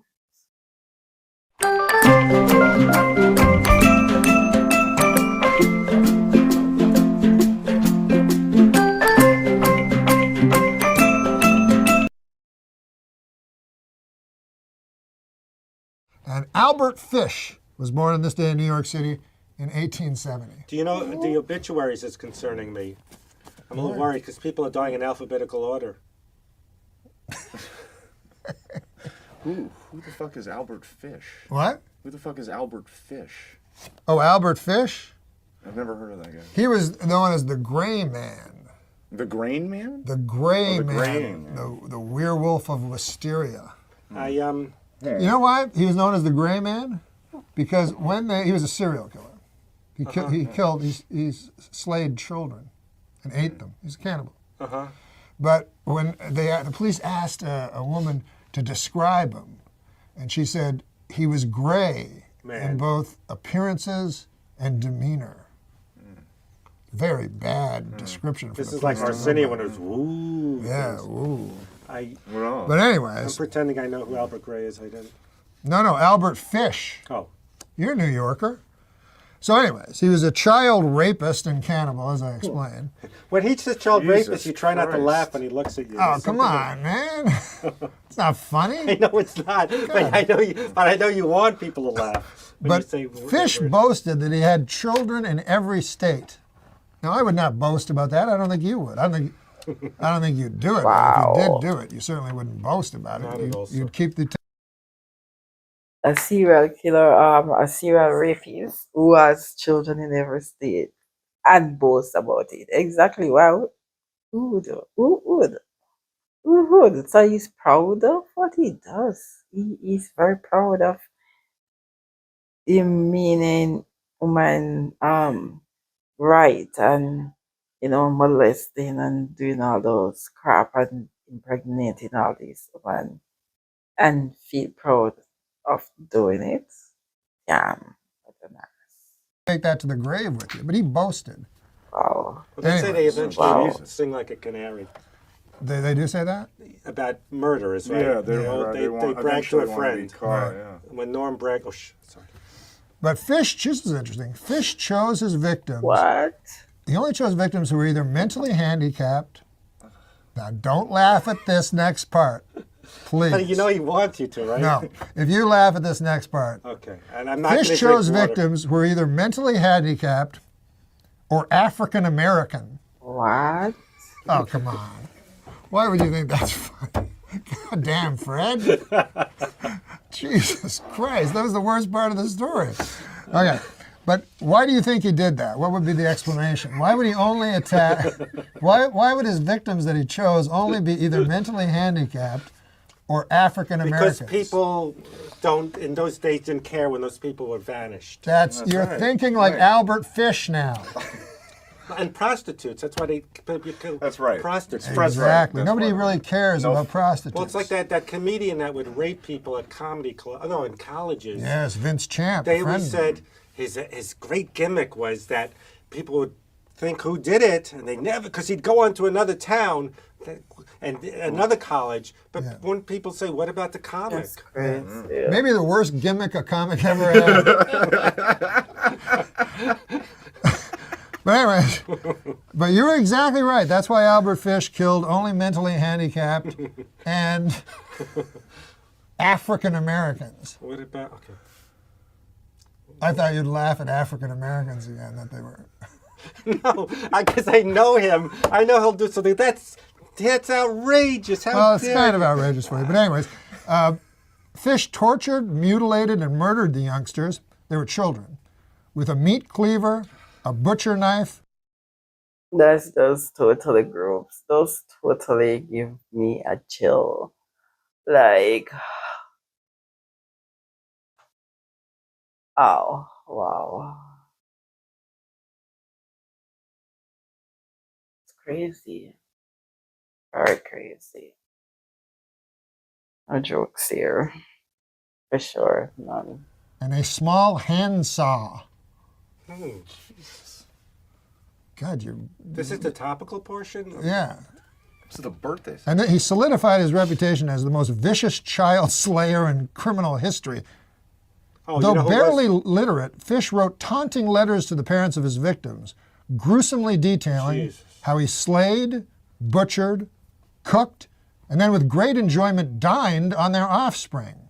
He would inevitably declare that a child's roasted rump was the most toothsome dish in all of gastronomy. Additionally, Fish was a masochist, get this, and he would insert wool doused with lighter fluid into his own anus and set it alight for his own enjoyment. Fish was finally arrested, and he immediately began confessing to killing 700 children. Get out of here. Yes, and he was dizzyingly happy about it. Smiled as he described the grisly details of the tortures and the murders, appearing to the detectives. And one of the detectives said he appeared as the devil himself. Yeah. I mean, this guy was a real jerk. More than a jerk.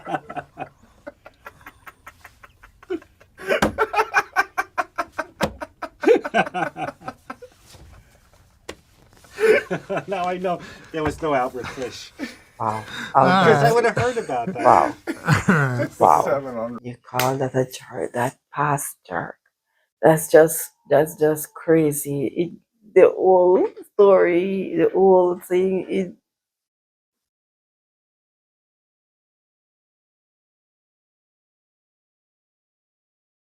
did Nam just make that up?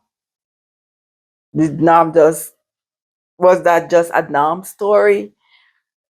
Guys, because I got goosebumps and I got chills, and that's just crazy, and it just upset my whole spirit. I'm like, wow, that can't be true. Was that story for real? Or was it just a Nam joke? Or is just a Nam story? Guys, like, I'm totally grossed out. Look, goosebumps, like, just total fools me from listening to that now. Like, that's crazy. Comment down below, let me know. I'll catch you in another one. Don't forget to leave love, laugh, and to learn, guys. Oh, right, yeah. This popped up and another norm. I can't remember what the other, but anyway, yeah, a couple of these norms from I'm Not Norm have popped up, and I thought, yeah, we'll do these. That sounds racist to me. So yeah, let's go. Do you have any other color jokes? I mean, he's just blue and yellow. Did you just say, do we have any other colored jokes? I knew you were going to say that. Fucking Jimmy the Greek over here. I want to... Jimmy the Greek. How about Jimmy the Greek gets kicked out for being a racist? Meanwhile, they call him the Greek. I actually do have context of that because of Opie and Anthony, Jimmy the Greek, but that's very true. I'm going to lose it though. Yeah, it's the heaviest I've ever seen. And since I've gained it, I sweat like a yeah, you sweat like a whore in church. I don't mean to be what? I don't mean to be filthy, but a whore in church. Yeah, she's nervous, so she sweats because sweating like a Chris Dorner in a Big Bear cabin. Okay, come on. Well, I'm just that's racist. Two businessmen bought the Milwaukee Bucks for $550 million. They are very excited with their purchase, as this is the only legal way to own black people. Now that is here, and I read that. Well, you're not there. You know how businessmen are racist? They are. Yeah, so it's them being racist. They not are. You. The two businessmen that bought the Milwaukee Bucks for $550 million are racist, according they're to this. Fine, man. They're Jim. Is what you said their neighbor was? Jim Ping? That is my neighbor. A nice fella. Nice guy? Let me as abacus I want to do yesterday. this. Jesus. Oh, come on. That's not a Chinese guy. I wasn't saying it was. That was kind of What are you, racist. Mickey Rooney? Hey, come on. I know he's dead, Have a but little Mickey Rooney respect. did a very racist thing like you just did in a movie called Breakfast at Tiffany's by the wonderful Truman Capote. I wasn't doing anything racist, and you know it. But go ahead. We start talking. She's texting me at like 4 a.m. and I'm like, oh, what's going on? She's like, oh, I'm bored and I wish I had some weed. You want to come over? And I'm like, yeah, sure. And she's sending pictures of her. Oh, maybe we'll have fun. And I'm like, and so at this point, What were the pictures? It was like her bent over with no, clothes on and stuff. And I'm like, but at this point, my cock's making the decisions. Anyway. Tell me. And so I call my friend, and then she's like, yeah, just can you bring a C note? Well, I have a roommate that sells $100 bill, and we'll go get some weed, and you can come. And I'm like, yeah, am I getting mugged? I called my friend. He said, put the phone number into Facebook, and you can see who the person is. Shut the fuck up. Yeah, so I put the phone number into Facebook, and the profile comes up. It's this black guy in a ski mask in all the pictures. It doesn't matter what race he was, man. So As a matter of fact, I don't know how he knew he was black. He was wearing a ski mask. Well, you can tell. So I head over there. No, I know. You can tell. I know. No, I've never heard his view on African Americans till this very show. That's interesting that you got that out of him. Plenty of black friends. Plenty of black friends. Dated a black woman for months. No, I'm not a racist. Yes. If a man has a job and he is a racist. Yeah.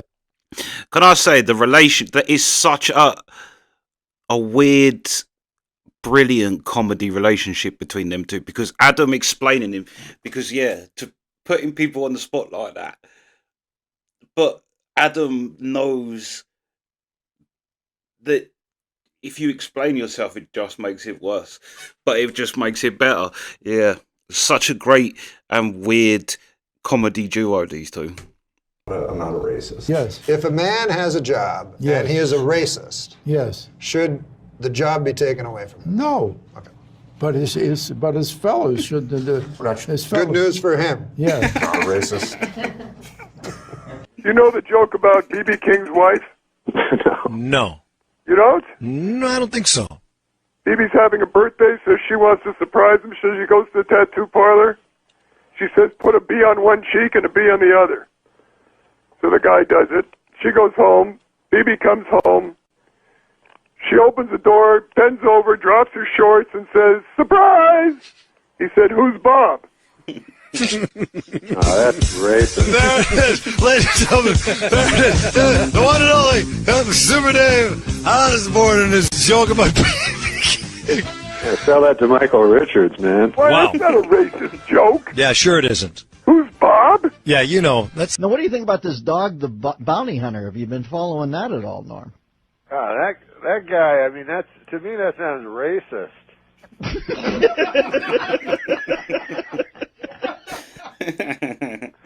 But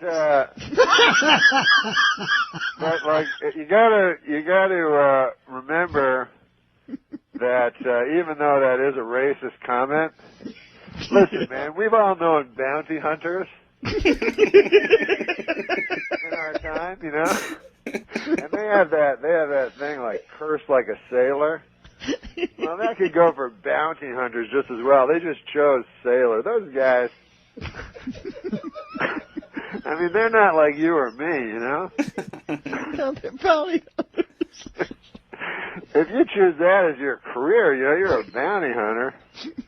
Listen, some salty language is not going to be You may as well just be a longshoreman. No, there's nothing worse than bounty hunting. Norm, you're a genius. All right, we got a couple minutes left. Anything else you want to lay on the listeners before we leave today? That was funny, that bounty hunting thing.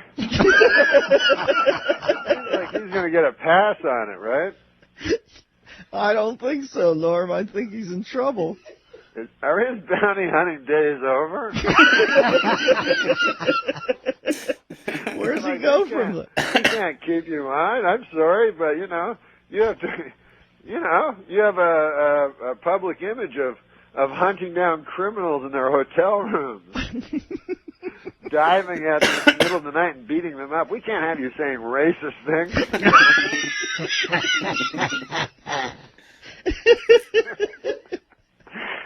I don't know. All right, Norm, I'm going to put some oxygen on my face here and recover. You're going to be on every Friday now? Yeah, that'll be fun, right? Oh, are you kidding me? I'll be like your Pete Barbuti. Barbuti. No, stop. Chuck Mangione references be far behind. Yeah. Thank you, Storm and Norman. We'll talk at you down the road. This is the Dennis Miller Show.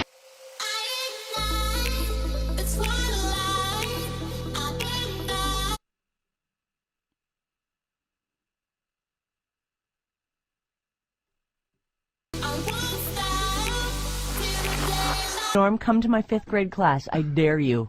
Well, where does she? Is it? Are there black people there? Oh my God! Where's what does the that have to do 925? with it? Well, Why is it harder if there's black people there? Because black people are generally poor, and poor people are generally dangerous. Oh my God! Wow, I can't Norm. believe you just went there. What? Black people are rich? Black people span all the strata. No. And you're saying you and gotta white check people your are statistics. poor and no, my black God. people are poorer than white people. You didn't know that?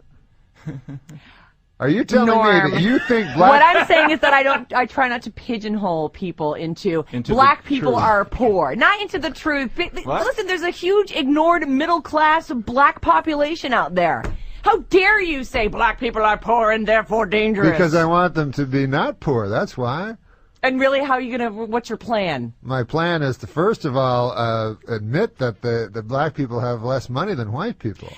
Because we Black live in a people, racist our phone number is society. 800-400-FM97. If you'd like to talk with Norm MacDonald, I'm sure he'd love to take your call Absolutely. right now. Michelle, you're on the air. I just wanted to say that was one of the funniest things I've ever heard. And you need What, that black you're people not- are poor? It's no, hilarious.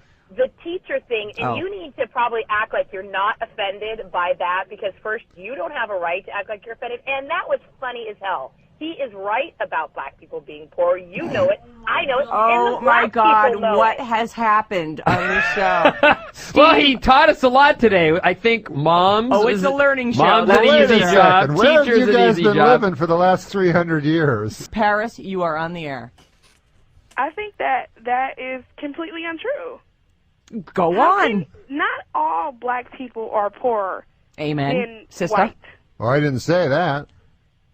That's what you No, just said. you said I black said people black have people less money have than less white people. money than white people. You've yeah. been to West Virginia? Because there's some white people with no money there. Well, Exactly. Well, okay. You're saying one black person is has more money than one white person. What True. about Eddie Murphy? Yeah. What about Eddie Murphy? You're Yeah. saying by and No, large, you're if, right. if you You're break right. it down. You're right. Yeah, of course, black people have less money than white people. Yeah, I like to think, because I've heard this before, but I like something I never thought about is that her take is that the true issue that black people have is not the fact that there's a large, completely broke portion of them, but it's that the ones that have money don't get recognised. Like as Not an average. true. Not all black people have less money than white. Oh but he's my talking God. in okay. Oh my We all God. get what he's saying. Listen. Guys in a wheelchair. There's a guy in a wheelchair that can go faster than me in a race. But if I said guys in wheelchairs are generally slower than me, come the on. way you said it was so harsh that to Give say... your head a shake. Give your head a shake. Oh, my God. All right, thank you. Hey, it's Danielle from Big Brother. Famously black woman. Where's my 40 acres and a mule? I need my 40 acres and a mule. But you know what? He's right. Yeah. Go on, Danielle. I mean, if you think School about us. it, there's been cases where the same person will apply for a job, and at times the other race gets the higher pay. I'm just keeping it real, folks. All right, thank you, Danielle. Absolutely. All right. Yeah. All right, just sum it all up, Norm MacDonald. Well, I'm saying that having Try less to offend everyone equally. having less money or having or not having less money is not a product of your nature. It's that you don't have the money because the white people don't give you the money. It's actually supportive of black people to say that, actually. 707 Of course says... I'm supportive of black people. I'm in a room of You're racists. saying that to have justice, Oh, we should my all God. have equal, The 415 says maybe we should That's educate funny. our... Do you want to keep him for the next segment? At this point, I'm not sure. I'm finding Norm to be somewhat on the offensive side. You know what, though? I love that he's saying all this stuff and then looks over with a big smile. I know, and big smile. He's like, oh, man, they're going to talk about this all day. Well, I didn't know that everyone. I thought San Francisco was a little more open than. No, San Francisco actually They're racist? isn't. No, they're not racist. Well, so far, by the way, most people have agreed with me. Yeah. I can see why she's like, because I can see why she went into like a defense thing, but also it's like there's kind of an elitism to say that saying someone's poor is an insult to them overall as a person, when it isn't. Some of the best people in the world are poor, and some of the worst people in the world have a lot of money, and vice versa. But yeah, it's like, have you not listened to any black person talk before in your whole life, especially in America? But not just America, but especially in America. Like, have you never listened to hip hop? If you never, where do you think that where do you think that aggression and anger came from? The fact that they was all middle class, lounging by the pool all day. Nah, they was broke. didn't have nothing and didn't have no opportunity. But yeah. Also, Norm, the fact as well that he turned around and said, I'm in a room with racists, because, like, I get why she jumps to the defense of it, because it's, yeah. But actually, if you listen to his point, he was making a good point. But the calling the who is that guy as well? The one that he did the face. No, went, that looks nothing like a Chinese guy, and that's racist. And he's like, this guy did. Mickey Rooney did something incredibly racist, like you just did. I'm proper putting it on him. Yeah. But yeah, that was hilarious. Well, that's the reaction. Sweet. Welcome back to React Relax TV, guys, for another reaction video. So I'm going to be checking out NORM MACDONALD and Dennis Miller. All right, guys, can't wait to check this one out. So if you're new here, welcome. And to all my returning subscribers, thank you all for watching this reaction. So let's jump into the video. He anchors the Weekend Update on Saturday Night Live, and he has recently quit the nasty habit of smoking. NORM MACDONALD. Norm! All right.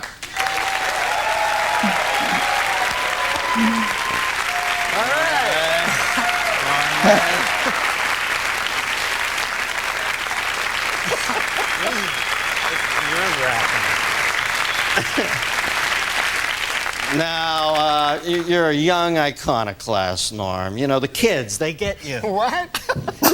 I was gonna wear a suit, and I don't need to. I like this whole D.B. Cooper look for you, man. This is... Now, is he the guy that jumped out of the plane? No. He's married to Alice Cooper. Now, the thing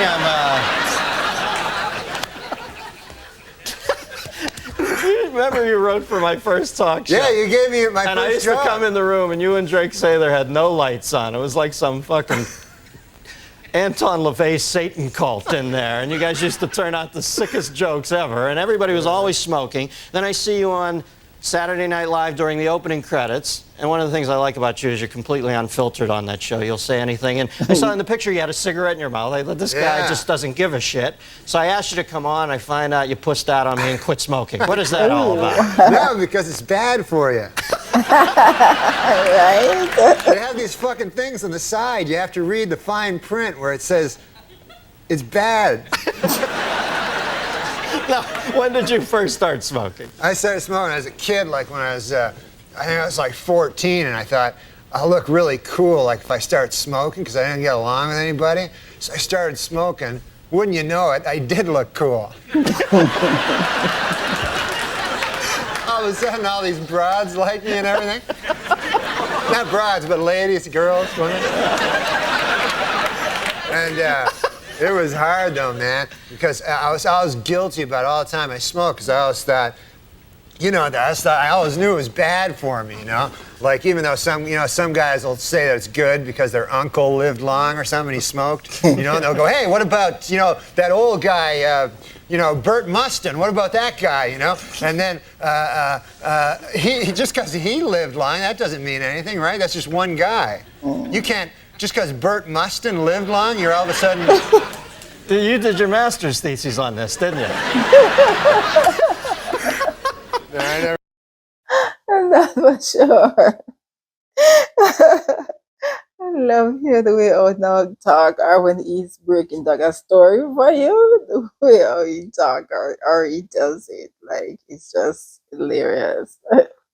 Now, did people bother you a lot when you're smoking? Were people pissed off when... Yeah, people don't like when you smoke, they're bothered. Like, I gotta admit though, secondhand smoke is bad. Like, I don't like, when I smoked, I didn't like secondhand smoke. I like that first-hand smoke because you get to suck it right out of the cigarette, And the secondhand, any fucking thing that's already been ingested by someone is not as good, You know what I mean? Nice. Like a pork sandwich is delicious, but after a digested pork sandwich, that's fucking shit.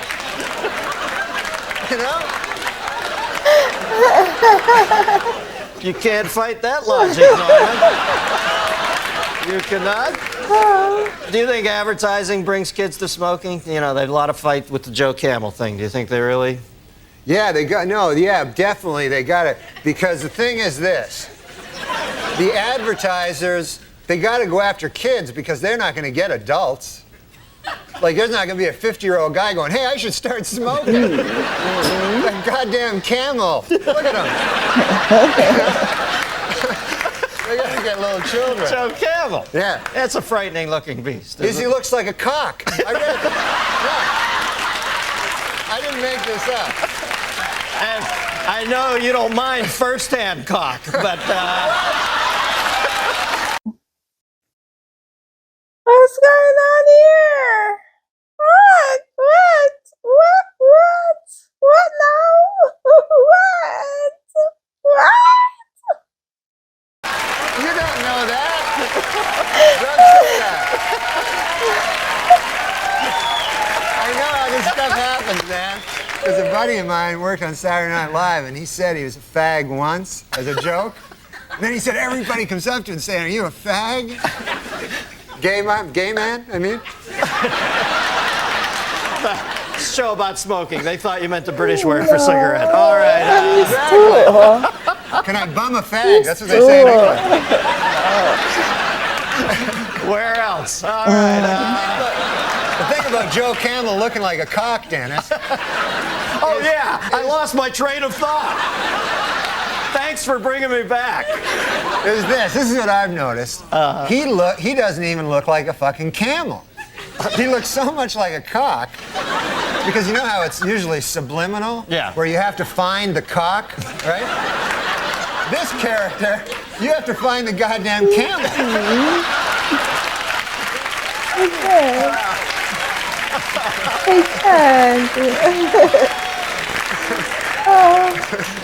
Yeah, believe me, when you only get 2 humps out of a cock, it's not worth smoking. All right, now, line 2, we got a phone call for you. Although I can't believe they'd still be on the line after this departure. Line 2, we've got Beverly from Middletown, Ohio. Beverly? Yeah, hi, Dennis. Hi, Norm. Hi, you didn't know my name, I don't think. Yes, I did. I watched Saturday night. Did you like it? Yeah. I liked it when Dennis was on it. Yeah, I did too. I watch Dennis every Friday. Get out of here. You're great at that, man. You're great at this. You know why? Because you don't give a shit about Dennis. You know what I mean? It's like the best thing you can do. Whenever I'd go on, they'd go, what's it like following Chevy? And I like Chevy. He makes me laugh. What the fuck do I think about Chevy? I'm trying to make a living here. Right, you know what I mean? Yeah. When I see you, I know you're thinking the same thing. Like, screw Dennis. I'm killing. Okay, anyway, go ahead. What's your question?